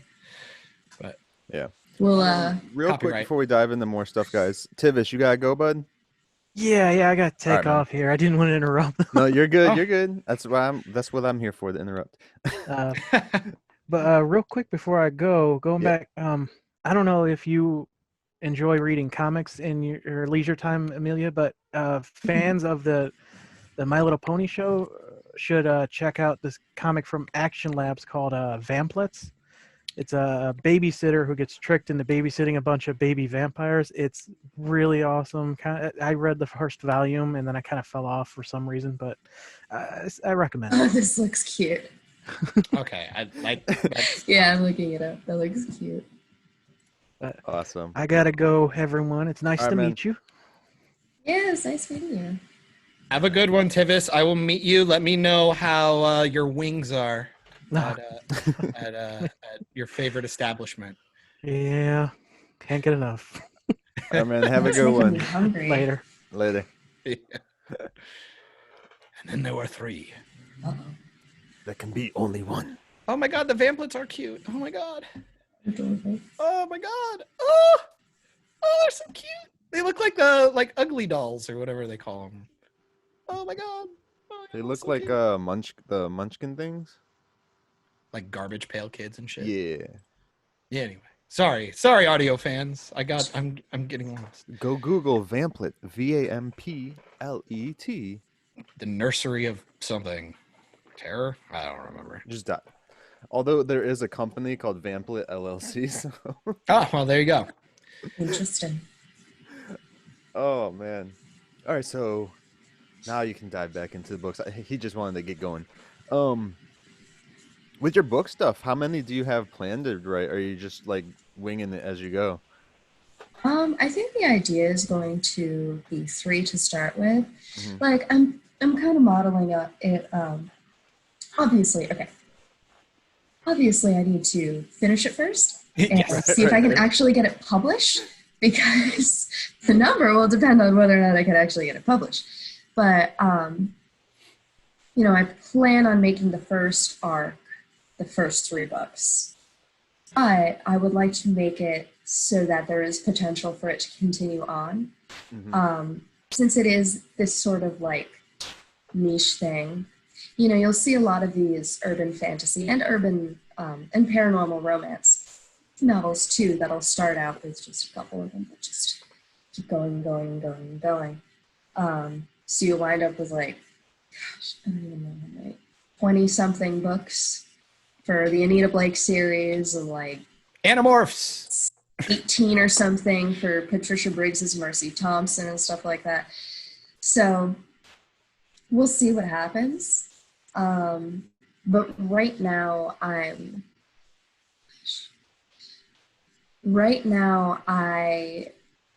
feel like I kind of have to write the entire story arc out for the first 3 books in order to like finish the first one. Yeah. So that's kind of where I'm at right now. You mean unlike what Disney did with the Star Wars trilogy. Unlike what Disney did with Star Wars trilogy. It's like, yeah. They should have had like a core team of writers who write all 3 of them. Yes. Why not just grab? You could have just grabbed somebody from the fucking EU and just had them help you with the script. You had stuff. You had stuff to work from. Mm-hmm. It's just sad. But no, to your point with like making sure like an arc kind of sustains itself. I mean, that's something you saw like when they tried to break up The Hobbit into these extra movies. Yeah. Like you're putting all this padding in and you're like, oof, how much can we add without disrupting the core value of the IP that I'm using? Yeah. The tone of the Hobbit movies was completely off. It just felt strange because you could tell Peter didn't want to do it, and it felt cheap, and it was just kind of just didn't work. It's like, I mean, the thing about the Hobbit is that the Hobbit is a kid's book. Pretty much, yeah. Like it's a kid's book, whereas Lord of the Rings, the trilogy, that's high fantasy. Like it's written more with an adult audience in mind. I think they really did a disservice to the Hobbit story by making it, so much more adult-oriented instead of just really leaning into the whimsical elements of it. Yeah, so. That's funny. That was exactly the word I was thinking. Was whimsical. Yeah, the book is whimsical. It's cute. It's funny. I like the cartoon one from the 70s. Oh God, yeah. 80s. I can't remember the artist, but it's, I mean, the idea is like, and especially because people think Hobbit, they think The Ring, and it's like, no, The Ring was a fucking afterthought in that book. Because when they came for Fellowship of the Rings, when R.R. Tolkien, it was literally him coming back to the franchise and going, what do I have? And then he created the history with the ring and stuff. Like, it was just a trinket that they found and it corrupted Smeagol, and that's pretty much it. Like, after that, it's honestly just an afterthought, really. And the whole thing with him was just the adventure itself. The trolls were the big thing, and Smaug. Those were the big elements. And it was like, I mean, they nailed Smaug. Like that was fine. Yeah. But like fucking hell, like getting there and then everything after, it's just like, ugh. I think the Hobbit movies, granted I only saw the first one, but I feel the tone of it should have been laid out more like the Lion, the Witch, and the Wardrobe series was. Sure. Yeah. That would have been a better tonal area for that series right there. And then it was just hard because it was just like they regressed so hard in the practicals and like a lot of the other like basic elements of filmmaking they decided to use. Like the idea of having these big CGI monster bad guys constantly and like shooting in 40, like distributing in 48 frames per second made all of your backdrops in CGI look like garbage. What like about it just the horrible GoPro roller coaster scene? Dude, I can't get over that. Like everybody thinks I'm fucking insane, but that's when I jumped out of the film and now I'm just critiquing it. Like I have no investment left. They're all in the barrels going down the thing and they keep cutting back to obvious GoPro footage. And I just go, why are you using GoPro footage in this film? I could not get over it. It hurt my soul. It just And not only did they use GoPro footage, but they used it poorly. Like you can use the GoPro footage properly, I guess, but man, the way they did it, you could tell that it was GoPro footage. If you're gonna do it right, especially in that big of a budget of a film, make it so it doesn't look like GoPro footage. Well, and also you're cutting back and forth from it. Yeah. So it's just so obvious. It hurts. Like ugh. Yeah. I could talk about how much I hate that film. There's stuff there's redeemable shit in there. Like the casting's pretty solid. But music's good. There's also a bunch of labor disputes going on in New Zealand at the time when I believe because they didn't want to use Weta, and then there was like they were losing rights to like some of the land, and they were having it was a whole fucking mess. It was. Yeah, and Peter Jackson just not wanting to be there is like, oof, that's a big... Yeah, that'll do it. That's a big, oh no. Because him and like Guillermo del Toro, like I always put them on the same level. Like when they are passionate about something, holy hell is it good. Like the first Hellboy is some of the coolest shit I've ever seen. Like, oh man. Makes you sad we didn't get that third one from him. That would have been pretty dope. And then we got the shitty remake. They purposely screwed him over with that because they wanted him to do a second, the mecha robot suit thing. Pan's Labyrinth. Now, can you do a sequel to that? Pacific Rim. Pacific Rim. They wanted him to do the sequel to Pacific Rim, and he said he'll do it once he gets his third Hellboy movie. And that's when they were like, all right, fuck it, we're going to do this. And then they rebooted the franchise with that. I was like, you guys are stupid. Like, I didn't even watch the new Hellboy movie just because I was like, it does not look good. Like, granted, I like the actor, but not. Yeah. He's not Ron Perlman, you know? Yeah, it's, again, good casting, man. It's good casting. It's fuck how you go from Ron Perlman's just, not only is he a good actor, but he's got that voice, you know, like hard to let him walk away from it when you got a voice like that. And it's so iconic. I don't know. I'm just a nerd. I don't care. It's fine. We're all nerds here. No, good company. No, I just always catch a lot of shit because it's just like I've been my new crusade right now is Mandalorian is not as good as people think it is. Still haven't seen it. I still don't have Disney Plus. I watched what the fuck I'm doing. I watched the first because I got the free trial and I watched the first 5 episodes. And the 4th one is so fucking terrible that I was like, uh-oh, I think my investment in this show is gone. And then I watched the 5th episode and I'm like, okay, yeah, they concreted it. I'm done. I'm good.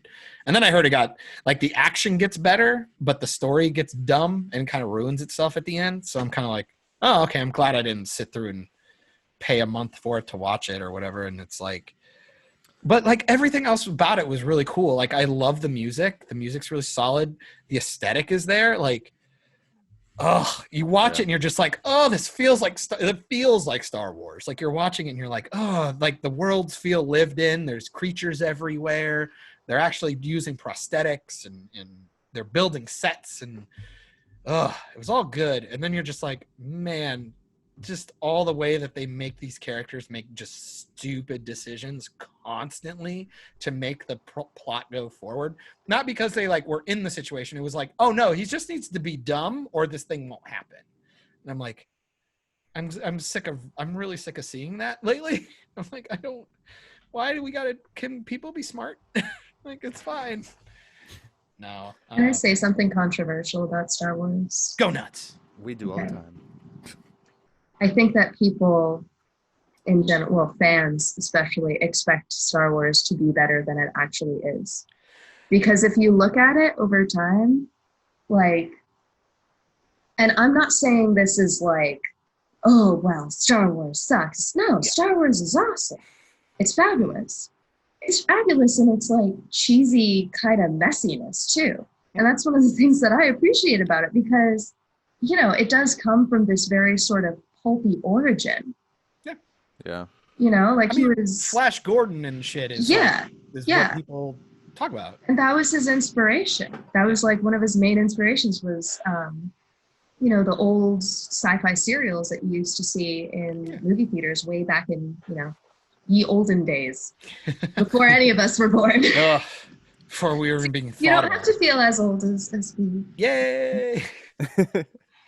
No, and I totally agree. Because it's just one of those things where it's like, really, other than a lot of the stories in the EU, like I haven't read a lot of the books, but I've told synopses and like how these characters went off and did these things, and I'm like, man, that's super fucking interesting. Yeah. And then you watch the OT and you're like, man, this world feels really fleshed out. There's a lot of characters. There's a lot of shit going on. Like Empire Strikes Back's great. Like you have this war and you got military moving all over the place. There's smoke like there's shit going on.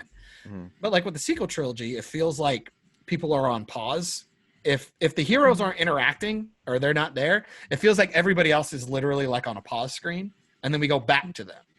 And I feel like the prequel trilogy, you're getting a lot of people telling you that it's way better than it was, and I go, no, they're better in comparison to what we've gotten now. Yeah. The OT is still, I will still argue, it is solid. Yeah, I mean, I agree that it is, out of the 3 trilogies, the best one still. But man, you're talking about, I don't think it's impossible to catch this lightning in a bottle. I think the whole thing is just you have people writing it who don't really seem to give a shit. And then like with the prequel trilogy, you had somebody who cared about it with George. It's just this time around, you didn't have somebody on set telling him no. I think the issue too is sometimes you get a director like JJ. He did the episode 7, right? And episode Rise of 7 Skywalker and 9. But he did episode 7, and he gave a little. He cared a little too much to basically make the same fucking movie as before was already made, which then sets a precedence for how the rest of that trilogy should have gone out. And well, he did the mystery box doesn't happen, but when it doesn't happen that way, then you get more people who are like, well, this is fucking stupid, like with the Last Jedi and stuff. The real issue is you're having these, and I would argue I think they're good directors. Like Rian Johnson, say what you will about the fucking guy can't write a story to save his fucking life. The guy is a terrible writer. But holy shit, is he like, he can make stuff so aesthetically pleasing. It's insane. Like Knives Out is just fucking garbage. That is so... But it looks Knives good. Out is not garbage. Fuck off. They literally that was so fucking funny. They literally have a character that throws up if she hears a lie. That's a real thing. That's why it's fabulous. Oh my god. But when you're doing it's got that ridiculous element to it, and it's just like I don't know. You know how there are fans out there that just love Zack Snyder no matter what he does? Yes. You're like the reverse of that with Rian Johnson. It's because no matter what he does. Well, it's because you're getting the same thing. And I think the difference is, and the reason why it's the same thing is because Zack Snyder has a formula that everybody likes. They like the way his movies work. They like the way that they're put out there. Say that everybody likes them, like yeah. But the people of his that have been panned. But I would make the argument the Snyder fans have the same. Did he do Sucker Punch? Huh? Did he do Sucker Punch? Sucker Punch. Yeah. Yes. Okay. And like I said, that's another film that looks really cool, and I like the idea, but man, it just makes no fucking sense. It's just all in their head. Yeah, but like when you look at Knives Out and you see a lot of these characters, they're all one-dimensional. Like they all just I think that you could argue it's the point, I guess, even though they don't really serve a lot of purpose, especially with they're archetypes. But it's good because when you go and watch Clue, each one of those characters in like a Clue or any whodunit type of movie are like a one-dimensional character. Like that's all they are. So it's going based around that, but I'm not then go also too hard flipping it around. I don't know the last time I saw Clue, but I will watch it. We watched it recently, so that's why. Because I would like to rewatch them both in sequence and tell you why I don't. I think the old ones did better. Yeah, because you also gotta remember to watch the Orient Express. I have not seen that one yet. The new one or the old one? The new one with Johnny Depp was in the new one, right? Daisy Ridley's in it too, I think. Yeah, I haven't seen that one yet. I would make the argument, at least if I remember Clue, you have these archetypal characters constantly running around with each other. And because of their archetypes, they all contribute something to the scene. Really, in Knives Out, it's just them being that character and saying a quippy one-liner or moving off over here or doing this. And then it's really just watching the detective going off and doing everything. And he's having like these one-on-ones. It's straight. That's also why the detective is getting his own like spin-off. And I think that could be a really good idea. I'm curious about that because I think Daniel Craig did a really good job, and I think he's a lot of fun. But the thing is I just go, a lot of Rian Johnson stuff doesn't hold up to rewatches, especially when something like a mystery is supposed to be something that you can go back and see the foreshadowing and pay attention. It's like all that. Like what are the like seriously, what are the fucking odds that of all those knives on that chair that he finds the only one, spoiler, that is retractable? Come on. And then once he stabbed her, like and then when he stabbed style her of the movie. I guess maybe I am just like, hey, but you see that shit with a lot of his other films. But you see it with a lot of his other films that he wrote. Like I enjoyed Looper until you have these weird moments where it's like, oh, like a lot of this just doesn't make sense anymore. Anytime you deal with time travel, though, there's always going to be a bunch of But he literally, loops but that he you literally have to jump through. But he literally has a line in his own film that just said, "Don't think about it." And I'm like, "Oh, okay. So you just gave up." Like, is what happened. And you're like, "I just want you my could movie say the to same thing progress." about like, yeah, his time travel movie Looper.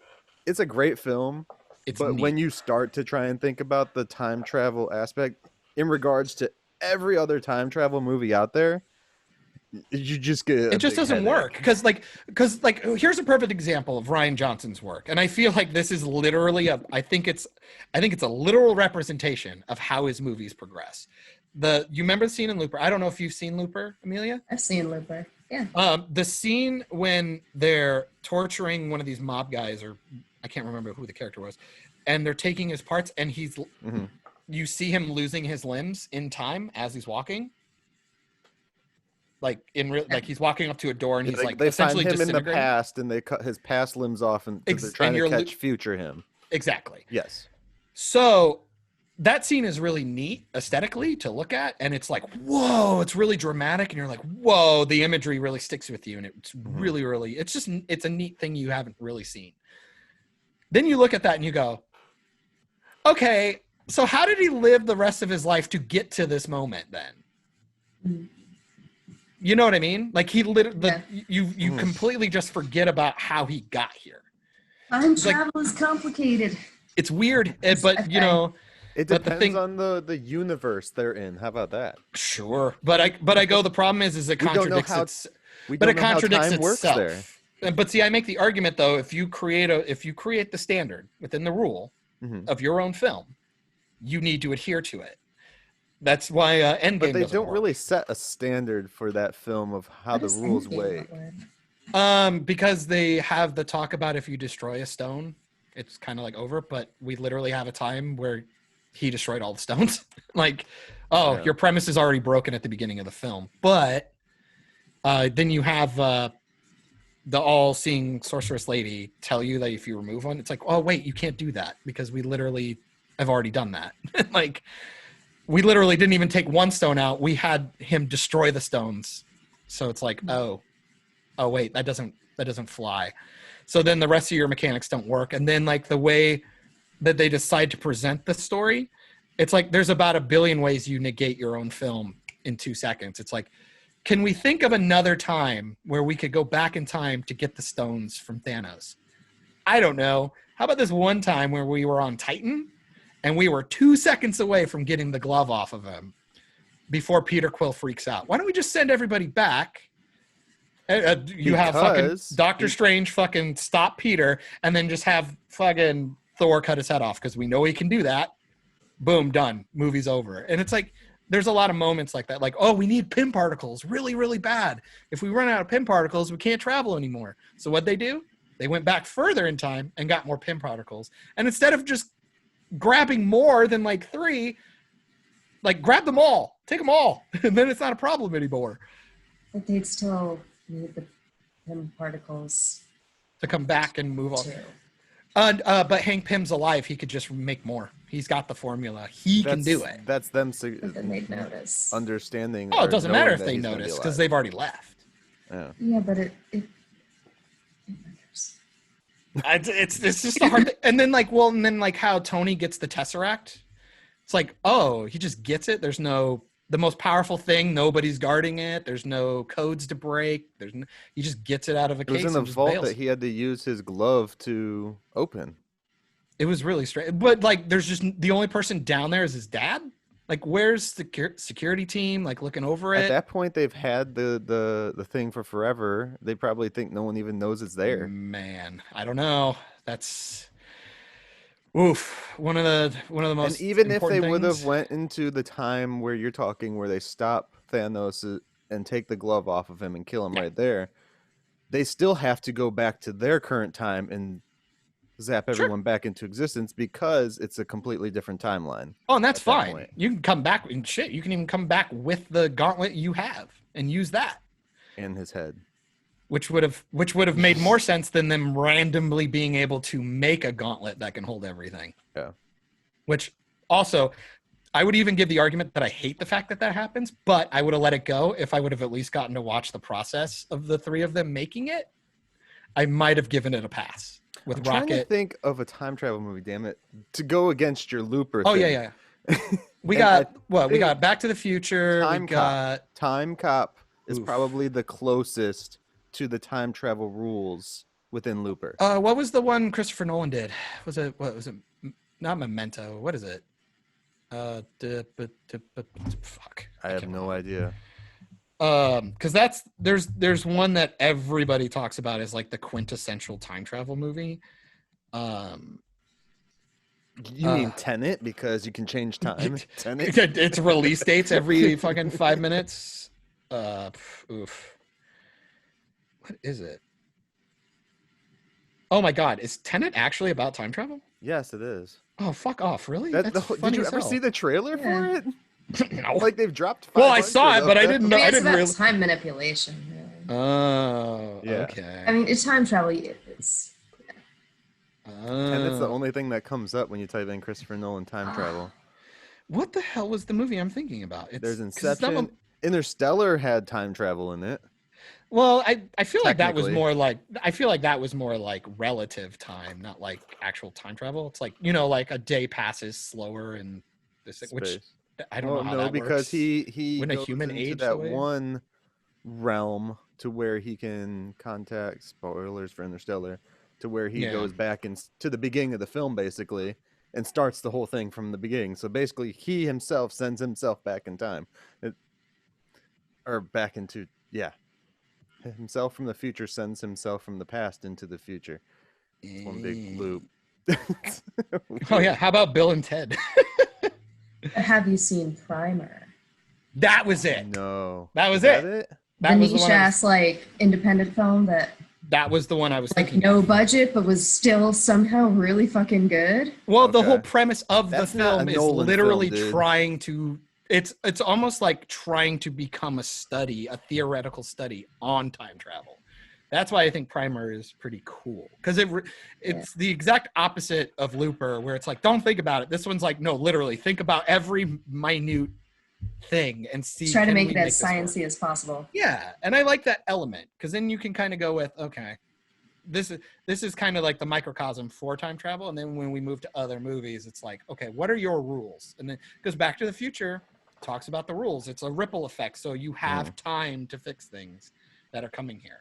And I'm like, okay. And to be fair, that's usually the mechanic most people buy into is Back to the Future. Which with Back to the Future, if you change something in the past though, and you have that time, what if something changes between that time and the current time to make it so you can't even go back in time to change anything? Right? I've always found that interesting. That's why I think Butterfly, nice.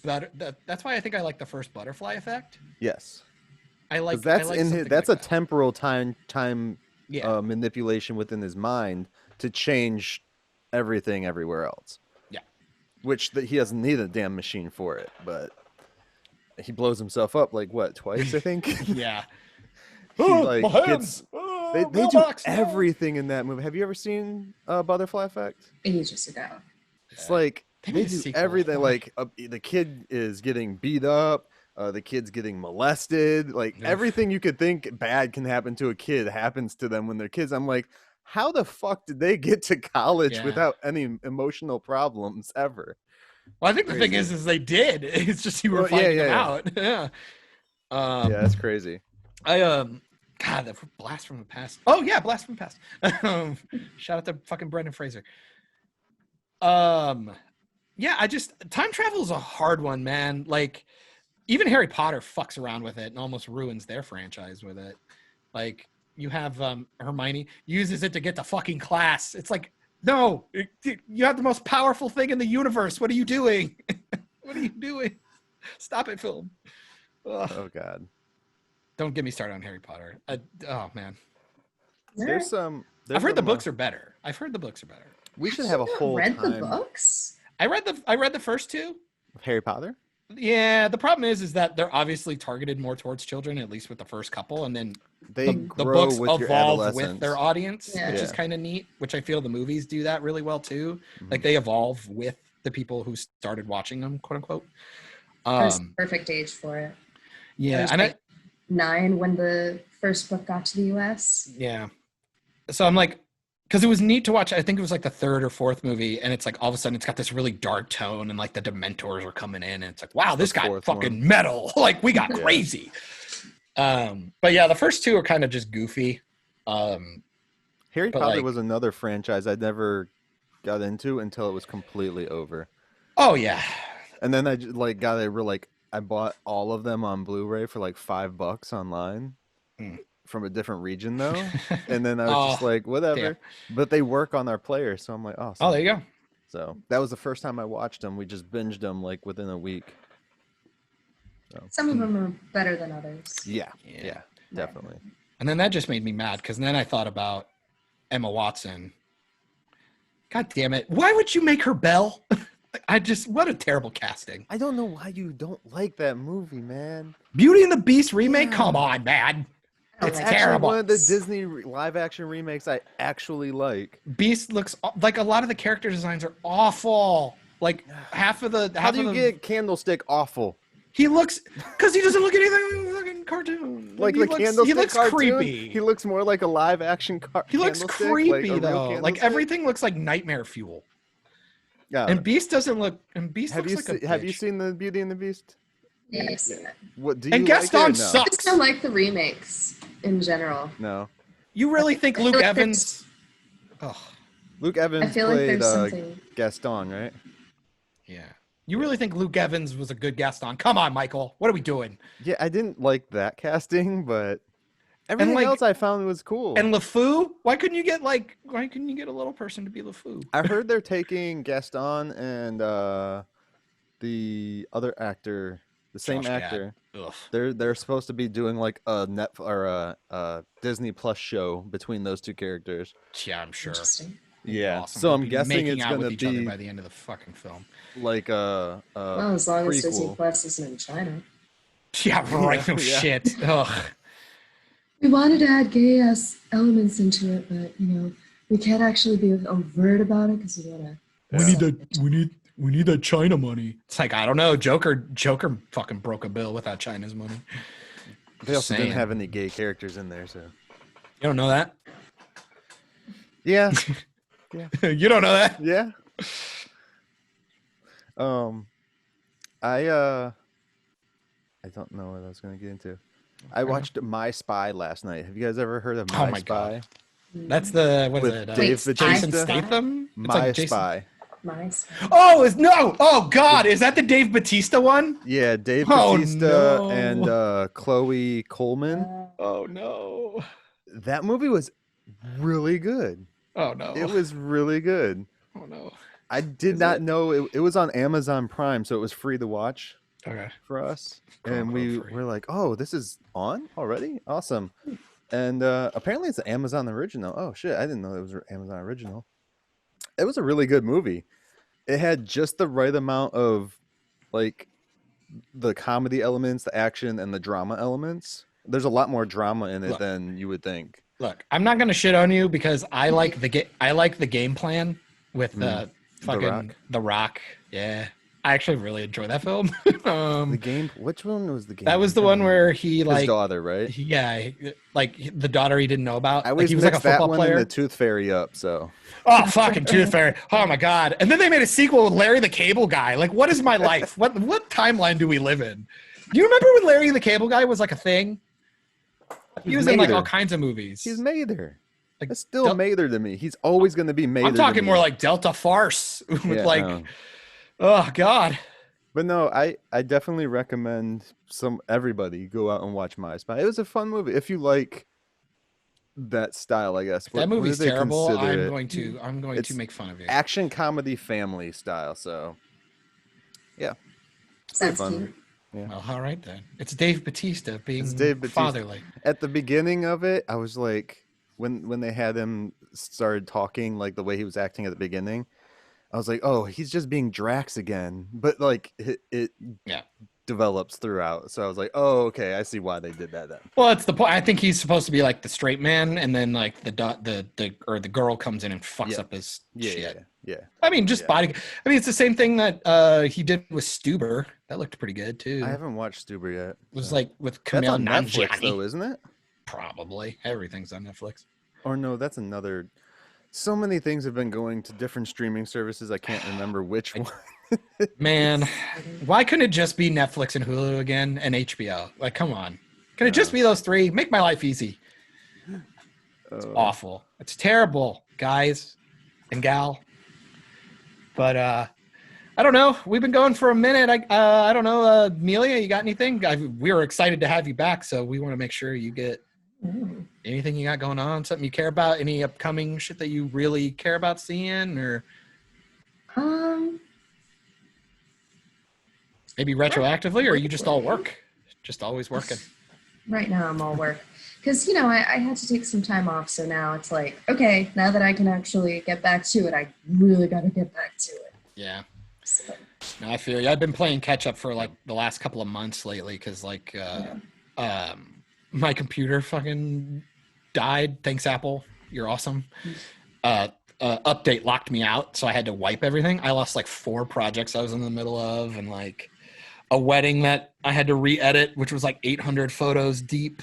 You're still going on about that? Dude, it hurt. I'm still bringing back my backlog from it. You guys have... Having edited photos before, I sympathize with you.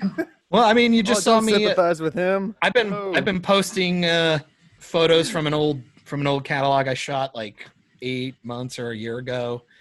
Been posting those lately with Lily, who's a really cool model. She does a bunch of stuff from time to time, and pretty much just whenever she wants something or gets bored, she's like, you got free time? I'm like, sure, let's go. Let's do something. Do you have any more shoots lined up with them? Or I know you were doing a bunch with the one company's models before, so. I was thinking about it. $35 is not enough for my time. Oof, yeah, no. Sorry to like sound fucking awesome, but like $35 for what? A full shoot? Yeah, like it's like 35 photos.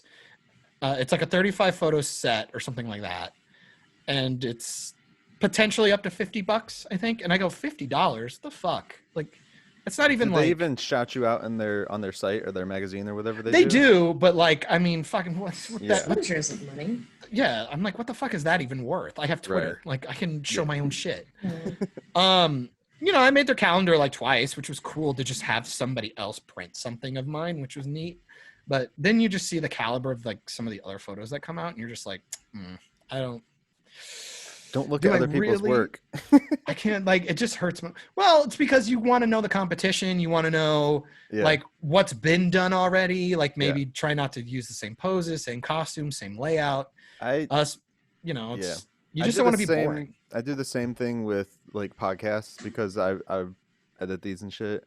I go and listen to other podcasts to see like, should I do this? What should I do? And then I realize that their content doesn't like keep me energized. Yeah. Well, I think like, it's kind of boring. I think tangents help, like running off and like everybody's actually giving their perspective on something. And well, we've gotten comments before that it's good that we don't seem like we're scripted, like 100%, like we're gonna talk about this and this in this order and shit like that, as opposed to most other movie pop culture podcast type things. And it's cool that we actually have guests, because a lot of them don't, like the smaller ones like we are, don't have a whole lot of guests. It's just like a set group of people, and that's it. That's all they do. I'm just like, that's kind of boring. Like, we need new voices like Emilia and like Emilia, welcome to the humble brag portion of our podcast where we kind of kiss our own asses a little bit. Hey, humble brag away. No, it's like I don't know. It's always neat. Like especially Tivis is like way more optimistic than me, as you can obviously tell, which I like that. I'm more of the straight man, right? Or is Tivis the straight man? The cis white male. Man. You're the cis white that we need. Oh yeah. And no, just having perspective and like hearing other people either confirm or essentially like prove wrong that like, we have our assumptions about things, but when you have actually been part of it or you're in the know, hanging out in porn world, copyright. It's gonna be a theme park in 10 years. Look, watch. Fuck. Virtual theme parks. There we go. Oculus, get on it. That sounds fun. Fucking porn world. I'm all about it. I'm sure it'll be like Westworld, but like way more satisfying. Ready Player Come. No. Fucking hell. Oh, no. We're gonna take that one. We're gonna propose it to Wood Rocket. That was actually really good, Michael. Oh, you broke me. That's a good one. Oh no. Oh no. Oh, come on, John. That can't break you. Emilia, A Song of Ice and Fire. No, there we go. Kind of works. I still haven't done Daenerys. I'd like to do Daenerys. What? I was all about doing Daenerys and everything, and then I saw the final season. So. Yeah. Do you really want to? Do you really want to be season. Dragon Hitler? Is that really who you want to be? You could be the Red Witch. She was hot. It sounds like I think that Daenerys is great and everything. I was just kind of like emotionally a little underwhelmed. Like, it's like really these great characters, showrunners, and you got fucking lazy showrunners who are running one of the most popular, critically acclaimed shows in America. To be fair, I thought it kind of went to shit in season 5. Didn't they lose their big deal with Netflix too after like all the dude, and they lost their Star Wars trilogy, and then they went off and then one of them went off and made Gemini Man with Will Smith. Yeah. Fucking terrible film. Yeah. Well, okay, it was watchable. They lost a lot of their deals, I feel. It's because they suck. I know the Russo brothers just got a Netflix deal to do something there, so. I'll just always say, how do you go from the show that everyone talked about for almost a decade to like nobody fucking pays attention? Like nobody cares about it. Nobody talks about it except how bad it was. You ruined the ending. You ruined the last season. That's what you do. Well, and it killed my rewatchability because like I pretty much tapped out at season 4, and then I love some of the cool stuff. Like Hard Home is like one of the coolest episodes. Battle of Bastards is all right. It's all right. Battle of the Bastards is fabulous. They just Hard must not have super wanted. Cool. They must not have wanted their residual checks from that show anymore. I think they were just over it. And at that point, it's like just give it to somebody else who cares. Yeah. Come on, what are you doing? But I don't know. To be fair, it's all to be expected. I keep watching my franchises go up in smoke. It's awesome. I think most. But you would look really good in the Marjorie Tyrell dress, that blue one. Oh my lord! Thank you. I love that actress. What's her name? Natalie Dormer. Natalie Dormer. Oh, she's got like a cat face. There's something about her. She's got an uneven smile. I love it. Because I got an uneven smile. Oh. Kind of. Would that make it odd? Oh, real quick, since you're here, you've seen Birds of Prey, right? Yeah. Do you like it? Yeah, I liked Is it dope? She loves the costumes, my dude. All right, John. No. It's not just the costumes. Well, no, I was saying. Remember, you did the. I do love the costumes. You did the one thing. Wow. John, how do you feel about Birds of Prey? I don't like it. I don't Why? like it. Why don't you like it? Come on, don't be a dick. John is a dick with this movie. I hate him for it. I thought, well, because you did a thing like all the other times, like with Tusk. It's a good movie. I really enjoyed it. Birds of Prey, I'm talking. Yeah.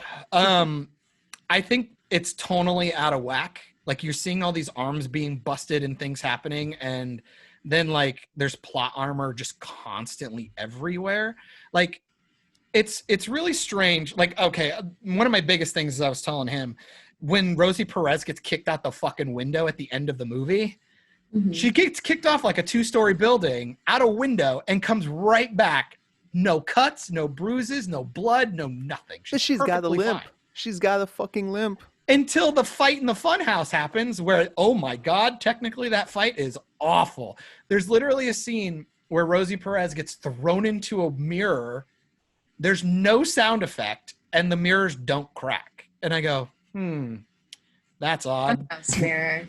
And there's a lot of stuff not made of funhouse mirrors, like they're like plexiglass or some shit. Probably. I'm like, I can give you that, but fuck, there's no sound effect, and that happens a lot. Actually, there's like a lot of technical issues. Like when the apartment blew up, when somebody like slingshotted a thing into her apartment. One, the hyena's just gone. I don't know where the hyena went, but whatever. I can let that go. Right before the explosion, the cops are outside the door going, oh, let us in, blah, blah, blah, Gotham PD, we're all here, blah, blah, blah. The explosion happens, and it shows that the door that they were knocking on is perfectly fine. It's only that side. The next scene, we hard cut to them on the street outside the building where she talks to her landlord who's packing and bailing. Where'd all the cops go? There's no cops. It just kind of, okay, all right, they're gone. All right, neat. We got to progress. I will say, I think my favorite fight in the whole movie is when she assaults the police station with beanbags, which is aesthetically beautiful. Fucking fabulous. It's fucking beautiful. Choreographed terribly and makes no sense. Why doesn't she care about killing people all of a sudden?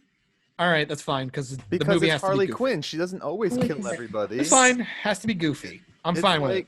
You gotta remember, she is the ex-girlfriend of the Joker, who would have done dumb shit like that too, just to mess with people. Which fine. Why kill them when you can put them in pain and then hurt them again later?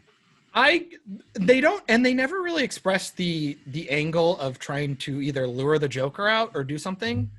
Why is anybody bothering with Harley? Like, why even bother? I don't understand why everybody cares so much. Because she's annoying and keeps showing up. And I guess that's the whole thing. Like, I suppose. It's like, they literally built it into the story. What do you mean you don't get like? Well, no, because I think. Well, no, because I'm saying more. That's a weird story to tell. Like, if anything, she's like maybe trying to find a new. Like, that was something I liked about the cartoon. Telling is that her separating from the Joker, she's trying to find her way. But while finding her way, she's also realizing without the Joker's backup that all these other people want and can kill her if they can. Give me a sec. I'll get on the story for a second. Because I do want to praise. I think the when she snorts the cocaine by accident or whatever, and she has the big bat fight where she's like hitting with the bat and like bouncing it off the ground and catching it and showing she's like really proficient with this style weapon. I thought that was really cool. Like, I was like, this makes a lot of sense, and I feel like they don't utilize that aspect. Like, they try to make it seem like she's just really strong with a bat. I'm like, come on now, stop. Like, she can do all these flips and tricks and cool stuff like that to disorient an enemy, and I'm like, that's really cool. I would have liked a lot more of that in the film, and we don't really get a lot of that. I thought the story that they picked was really strange. I think the best story arc in this movie is the Huntress thing. You have her backstory with the mob. She's still going around being a proficient killer, and Rosie Perez's character has been trying to hunt her down. That's the whole point. I think it should have focused on her, and Harley gets tangled up in it in a less convenient way, because she just happens to run into the pickpocket girl who just happens to pickpocket this random dude who has the most important diamond in the world. And because that's how stories happen, hon. Not all the time. No, there's a lot more cause and effect. This isn't some Deus Ex Machina shit. If you go back and watch it, it is a little bit like that. Like, imagine No, it's not. I mean, like, she runs circumstantial shit happens like this in stories all the time. Legitimate. Well, because you have that, because she's just random girl in the apartment complex, sure. But then you have like Black Canary. She is an armed enforcer for Black Mask, who seems she works there, does everything. At this point, why would we think that she wouldn't necessarily want to be part of the? Why would she want to help Harley, other than the fact that it's like woman person who got drunk I just feel like you could have had a stronger motivation for Black Canary and Harley to want to get together. Like, maybe have Black Canary want to get the diamond so they could split the money so she could leave the establishment that she doesn't want to be a part of. That kind of thing. I haven't seen it in months, so I don't. Yeah. My whole thing is that I enjoyed it a lot because I think there was a good movie in there, if that makes sense. It was kind of like how I always tell people, like, Batman v Superman, if you would have just changed a couple of things, you could have found Batman v Superman, I'm sorry. Batman v Superman should not have been released that soon. And you needed build up. Yeah. You needed build up, but that movie was still good. Fuck both of you. Michael, why do you hurt me with your hot takes? I just think Birds of Prey did what it wanted to do with the whole cartoony aspect. It essentially tried to be Deadpool, is what it wanted to do, and I felt like... No, I don't think it wanted to be Deadpool. Well, you got the narration. I disagree with you. It's fine. It's fine. People disagree with me on a lot of It's stuff. not. They just went for the kooky narration type stuff. They even have like the scene in the apartment. Like, my whole thing is I would have liked to seen more of the struggle of her doing so and getting in Huntress's way. And I didn't like the fact that Huntress is supposed to be this like prone crazy killer who's been killing people and mob bosses for I love years. Huntress's story. Yeah. I've always liked her probably backstory. the best And I think they did a really good job in story Arrow in with that it too. movie. And I just didn't like that they gave her a bunch of stupid jokes, like trying to come up with her name. And so I go, oh, she's like a super badass. I like the idea of her being her and Black Canary being these like serious badasses, and everybody else is kind of a dipshit around them, and they have to play off of that. I would say Perez would be more serious than them. You got to remember, she's younger.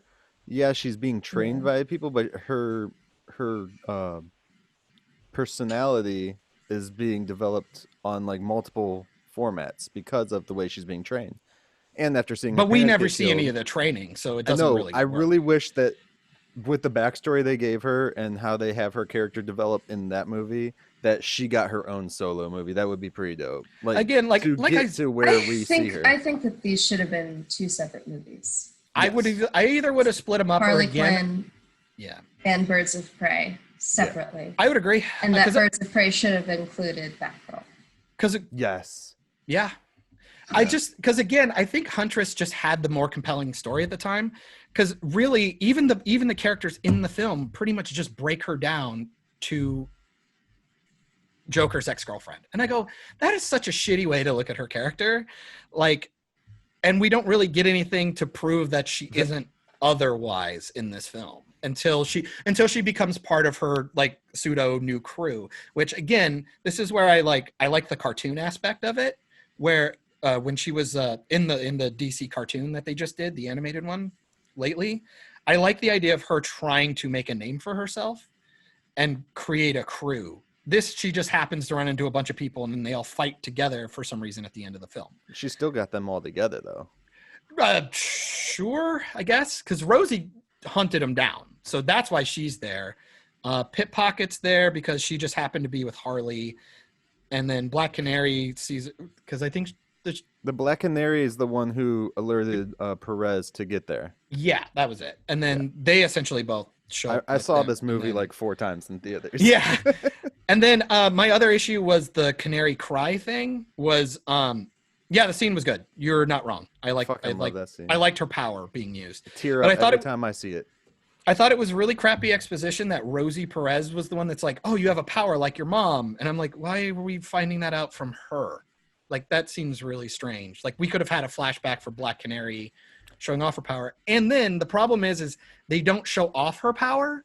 So I don't know, like, that blast. Because I know why they did it narratively. They did it to get rid of the other characters. So Harley had to essentially do the final boss fight by herself. Like, Huntress took her on the bike with the rollerblades. And then the last ending fight pretty much has to be Harley. So that's how you sideline Black Canary with a fuck you superpower that can pretty much end it. Is you had to have her faint. And I go, okay, so does that happen every time she uses her power, or is that the most powerful time she's ever done it? Does it hurt her more than just fainting? It was just something where I'm like, ooh, I would have liked a little more context to the power and why it and how it works. The only reason I say that she faints is because she hasn't done it like that before. Or it's been a very long time. Sure. The only thing that I could fight on with it is, okay, that's a big sonic pulse. And in Batman v Superman, they showed that Metropolis is like right next door. And this is post Justice League. So Superman should have rushed over there like instantaneously. and I'm still just gonna play. I'm just gonna play it with its own film. Yeah. I'll even be nice and stay away from the rest of the film. And I'm sorry, Emilia, for bringing this up. Oh, no. Well, this is the kind of stuff I just tell people. I'm like, I don't just hate it because I hate it. There are things that pull me out. And that's it. Because it's just like, I think Margot Robbie does fine as Harley. I think some of the casting would have been fine. I just feel like everybody kind of just, I don't know, just everybody was just randomly there and didn't have a lot to say. But like aesthetically, it was pretty nice. Again, I like the glitter siege. I thought that looked good in the trailer too. The Canary Cry looked cool. Ewan McGregor's character was kind of strange. Like this weird, like it seemed like there was like a homosexual thing going on with him and Zaz, and I couldn't quite figure out if that was like a thing or not, or how that whole thing worked. It was interesting, and the Black Mask itself was kind of underwhelming because, like in the comic book, you know, it's like his face in it. Yeah. Like something happens and it's But actually that's his based face. on the comic and the Yeah, the thing. and which This is a to whole where I'll different go, this is world. fine. I think Ewan McGregor is a cool actor. I like Ewan McGregor. I love him whenever he plays a gay guy. Like he just does it like he's he very did over it- the top. He did it in I Love You, Philip Morris. Oh, or whatever yeah. it was with Jim Carrey. With Jim Carrey in prison or whatever. Yeah, based on the true story. That was a great one. I love them in that. Yeah. Every time he does it, like he takes it either to like low grade domestic like relationship gay couple, or like Yeah. just I'm way over Balls the to the top. wall. You ain't closing this closet back up, gay. No, I It's funny. totally understand the intrigue for the movie. DC's just very not doing it for me in the live action department. That's just kind of where I'm at with it. Yeah. It's just I love it. I love it. I'm expecting Suicide Squad 2 to be really good because I like James Gunn. I wonder if they mention anything from Birds of Prey in that movie. I would be. I think they will, because Gunn is pretty good at helping build the world. I have a feeling but he's going I to don't know. skip Harley. I think he's going to go based off Suicide Squad. Maybe. I'll be surprised. The only reason why I could see him wanting to do anything with Birds of Prey would be the Huntress storyline, because it's the only thing you can really carry over. And then maybe use Black Canary, because her power could be cool. I'd like to see him do something with the crew. I mean, I don't know. Yeah. But I think he's going to try and focus on the squad, because he's really good at team-up stuff. He reminds me of Whedon in that way. Like he gives everybody he's good with ancillary characters. Okay. So. Okay. Yeah. Okay. Yeah. Okay. Let's Hey, get you outta wanted here. my opinion, Michael. Yeah, I forgot. I don't want those anymore. Yeah. Emilia, so we're gonna get. Are you good to go? You want to get out Yeah. of here? You're like, John pissed me off. Fuck. I'm his Birds of sorry. Prey hot I'm take. really, really, really over having these conversations about Birds of Prey. It's like, I'm sorry, but, and Do it. Do it. Go, go, go. He needs to hear it. Get the perspectives out. Get them out. I don't think you guys fucking understand how rare it is to actually have female badasses interacting with each other on a substantial character building level. And you know what? I like the Arrowverse. I'm sorry. I'm fucking over this conversations talking about Birds of Prey and how, it's so terrible and blah, blah, blah. It's like, you know what? I like the female heroes in CW. Maybe if you want some better movies with more female superheroes, because there's obviously a demand for it, maybe you should, like, 1, make more of them, and 2, market it a little bit better. It's also I liked Wonder Woman. Birds of Prey, you know what? I like Birds of Prey, in my opinion, is better. Okay, first off, it's obviously better than Suicide Squad. Yes. Yeah. I would give you that, yeah. I would rank it above Justice League and Batman v Superman, to be honest. Justice Just League is because. abysmal. Oh my god. And Aquaman too. Yes. Just because it's like I get to laugh at that one. Wonder Woman's the top. Wonder Woman's my top. And then Birds of Prey is after that, because Birds of Prey is just like, there are problems with it. I admit it. I don't think that they should have used Cassandra Cain as the character's name. I think that she should have been a different character. Yeah, because like Cassandra, like comic book Cassandra Cain has so much more Yeah. to it than like that Cassandra. But Oh yeah. I still think that ultimately, the dialogue was tight. I think that the aesthetic was really good. Personally, I am very much a visual viewer. So when it comes to, there's like some movies that are, very polarizing. Like Cloud Atlas, I fucking love Cloud Atlas. Across the Universe, I love Across the Universe. I love Across the Universe. Yeah. So fucking great. Oh, the music's great. I'm sorry, I love the music. Actually, it's so good. I listen to that soundtrack all the time. But Julie Taymor is like one of my favorite directors. Sucks about Spider-Man the musical, but if you've seen Titus from like 2001, Anthony Hopkins, Jessica Lange, gosh, who else was it? It's Shakespeare. It's basically like if Shakespeare did a horror play. Lots of people die. There's lots of dead sons and cutting off of appendages. Meat pies, the original meat pie story. Okay. Actually, it's not the original meat pie story. The original meat pie story is from Rome. It's like an ancient Roman story, but it's like the second major meat pie event. And then you have Sweeney with the major meat. When I say meat pie, I mean like minced human. Right? Yeah. Sweeney Todd. Yeah. I'm well aware of the idea. Love Sweeney. Love me some Sweeney. Excellent musical.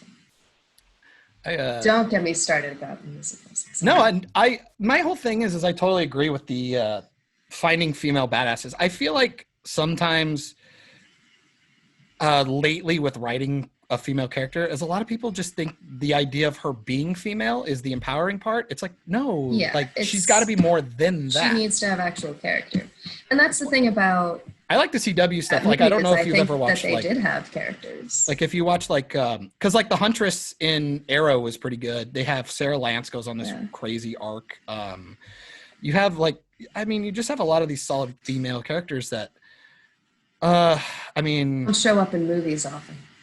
Yeah, but I guess that's something we've all bitched about. Like, oh my God, go back to like old Batman with Michelle Pfeiffer as Catwoman. Like, holy shit. No, she's like. She set the standard for Catwoman in much, live action. And then you got like Sarah Connor, and it's just like, man, we're due for some more like that, and we just don't really get. I've been seeing some cool stuff. I haven't. It looks too goofy, but Winona Earp. Been looking at that. That looks kind of like that looks like possibly good. Like it's almost, good. I've seen it before. It's good. And then they brought Lucy Lawless back for Ash versus Evil Dead, and I'm like, I'll watch anything with fucking Lucy Lawless in it. Yay! She prominent character with Bruce Campbell in the TV. The TV show. Okay, they ended that, didn't they? Yeah, I think so. Yeah. She was awesome in that. Real quick before we get going and shit, I want to go off of what Emilia said, like about the Birds of Prey. And like prominent female characters, and if you want better of them, make more of them and shit. I completely agree, because the same thing has happened. We just don't realize it with male comic book characters. We've been having male comic book characters since fucking Superman serials back in the day. It took this long for us to finally get into like a MCU kind of structure, and that's just with male characters. I mean, well, and that's Hollywood's fault. The Black Widow movie should have happened. The Black Widow movie should have happened before Infinity War. It's fucking absurd. Yeah. And I agree with that criticism. Like, MCU is hardly immune from criticism when it comes to not giving female characters solo movies like super badass characters. Because I mean, you had Maria Hill, you had Black Widow, you had Scarlet Witch. I mean, at least she's going to get a show, so hopefully that works. And the only reason they dropped the Captain Marvel movie when they did was because it was sandwiched in between two really big movies. And you knew you were getting butts and seats. And that's how they would make sure of it, for sure. Yeah. It was a smart move. Yeah. But I mean, I 100% agree, because without like all the years of working towards making better comic book movies for the male heroes, women have to have that same amount of time. Well, hopefully we won't get so many crappy ones, but again, I'm also a Birds of Prey fan, so I don't think it's crappy. Yeah. So, I'm trying to think. In my opinion, it's charm and its good moments make up for the criticisms. Because I mean, I'm also a massive Tank Girl fan too, so I mean, I might just be biased because totally biased, but I'm okay with it because Tank Girl is badass. Ooh, I should do Tank Girl. That's super niche though. That could be fun. That's a lot of like your hair is like the big thing with Tank Girl. It's a lot of I don't know how I do the hair. I've been trying to convince my wife to cut her hair like that for like years now. Yeah, that's never happened. That's one of the downsides about cosplaying certain characters is like they're just not You can get bald popular cap. enough to sustain themselves. You can do a Like, bald cap with her and put some fake hair on it and shit. All the villains are bald. I'm sure it could Sucks for be, me. And then Like, you can be the you female Lex should- Luthor with the bald cap too. Oh yeah. You pulled up the picture of me as Death before. Yes. That's like one of my favorite outfits. But I never use it because no one fucking knows who Death is. Even though Sandman is like the best comic book of all time. Have you listened Sorry, to the but Have you listened to really the is. audio drama that came out for it? No, I haven't. And you're like the third person within the past 24 hours who's told me to go listen to it. Yeah, you'd be a bad person not to. If you like This it that is what much. my fans, yeah, I know. I'm sure though that will go up more. Your cosplay for that will bounce up more once the Netflix show pops out, because they're doing a Sandman show. Yep. Yeah. I've heard really good things about the audio drama. Well, I haven't seen any like press stuff on it. So. I don't think they've dropped anything yet. I think it was just a press. It was in like announcement. pre-production like a year and a half ago. Announcement. Yeah. Because I remember hearing about that. And I was like, oh, Metallica? And they're like, no, idiot. I was like, oh, man. No, it's a good series. Like a good one to read. Hopefully it's good. Hopefully Amazing, Dune's good huh? too. Hopefully Dune will be good too. Oh, Yeah, I got my fingers crossed for Dune. I'm worried about Dune because I'm very worried about I'm one of Dune. those very rare people who actually really enjoy the original Dune. Yeah. Even though so much shit is like taken out of it from the book, like because there's the Dune is like a book series, and people Yeah. think it's just like one book because you'll see a book that just says Dune on it, but there's like a series of them. Yeah. And like the first movie did not correlate with the book at all. Well, a little bit, but I mean, it's like Planet of the Apes. The original Planet of the Apes movie was just completely different from the book, from the original novel. And I think they actually did a novel afterwards to correlate better with the book, like a movie themed novel or whatever they do for them. And then Mark Wahlberg made one, and it was awesome. Oh God. I'm really worried because Disney has ownership now of Planet of the Apes, and that worries me because the last three came out. Yeah. Hey, at least we got the trilogy that they just made before Disney does anything. But if Disney wants to add on to it, then we're fucked. Oh, Because that was hopefully like they all don't add Andy on. Hopefully Serkis they just shit. do their own shit. Ugh. Maybe that's Oof. why they killed Andy Serkis off in Black Panther. so they Fucking could hell. just keep And using in him Star there. Wars, it killed. Why does Disney keep killing Andy Serkis? Stop it. I Yeah. like Andy Serkis. Stop it. But no, I 100% agree. We just need more like comic book movies for everybody, honestly, so that we can get to the better stuff. Because I mean, the what is it, Shang-Chi comic book movie? That should be a really good one. I highly doubt it's going to be as good as everyone thinks it's going to be. I You mean, need look to what they just did to follow the Iron source Fist. material. You'll be fine. You have decades of shit that people like. How did Yeah. you fuck up Batwoman? But they did the same thing with Iron Fist. Even like they fucked that character Ugh. all up. Ugh. All It up. should have been, you know who should have been cast? The drunken fighter. Do you remember that guy who's Yes, like in it's- one scene? It's Benny the dude, he was in Rogue One. The Asian guy from Rogue Oh, One. who's Donnie blind. Yen? Donnie Yen, yes. He plays the drunken fighter in that because the same guy who did Iron Fist was doing the Badlands or whatever that Donnie Yen is in. Into the Badlands. Yeah, Into yeah, the Badlands. So like he got him to show up and be the drunken fighter. The drunken fighter is the best one in that show, dude. And he's So only you in there keep for saying like a that, scene. and all I think of is Legend of Drunken Master with Jackie Chan, which is a fucking fabulous film. Little Yeah. long, but I like it. God, running the gambit. But He wasn't in Rogue One. Donnie Yen, yeah. No. The actor is Louis Tan. Oh, Louis, really? Different actor. Yeah. Is it? I Oh, swore it was Donnie Yen. he was the dude with the staff, wasn't he? Oh, I might have just thrown you the wrong name because Donnie Yen was the blind dude with the staff, right? Yeah. Yeah. I think so. Yeah. Okay. But, So I got the wrong guy. Yeah. Okay. Oh, okay. He was in Pirates of the Caribbean World's End Ooh. as a stuntman.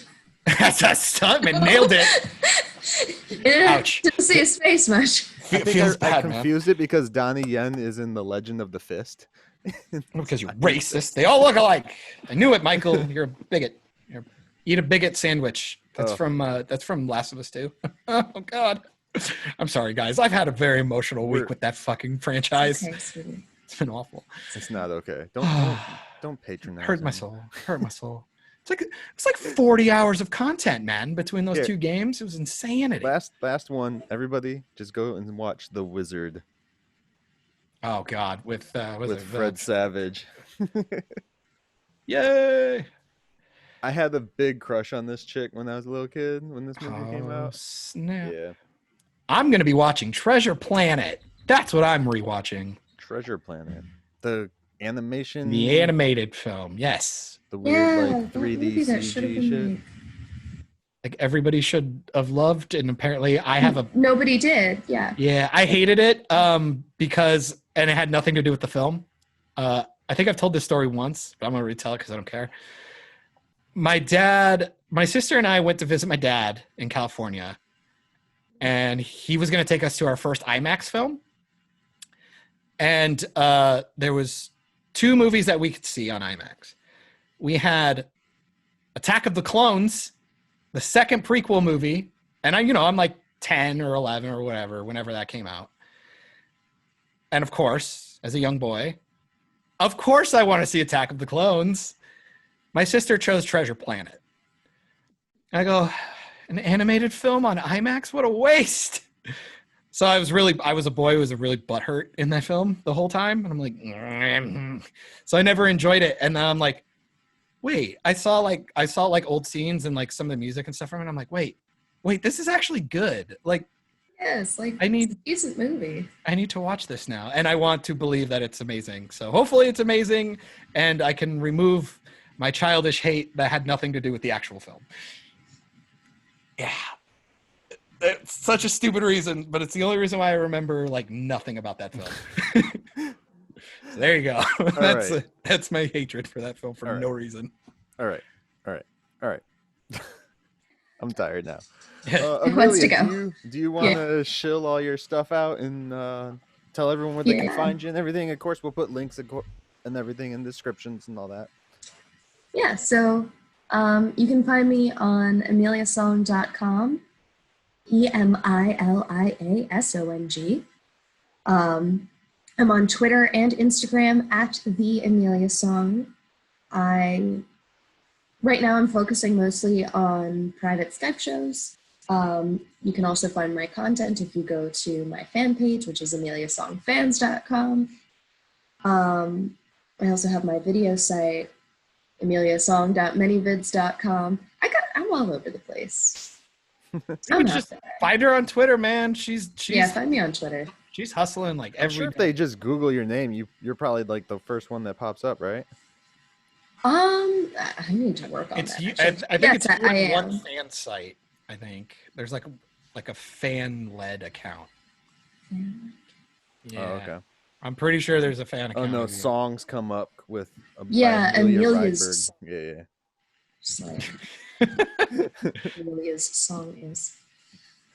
Oh, Emilia Songbot.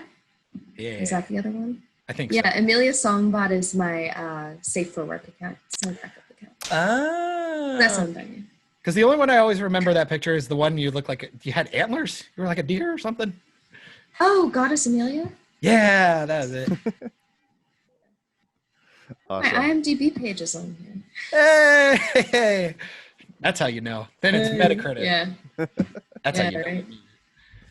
But I mean, it was awesome. Sorry we went so long, but obviously having you and Tivis here, we definitely wanted to get our fill because it's been a little while. Glad you're back to work. It's been nice. Glad you're back from your low ATIS, if you will. Yeah. I'm gonna try and coin that term. My staycation.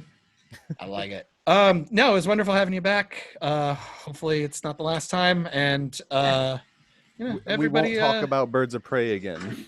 How dare you? You feel free to talk about all you want. I figured I'd just give my examples so then everybody can just yell at me anyway. But at least you know exactly why I didn't just say it was bad for the sake of it being bad. All right. Understand.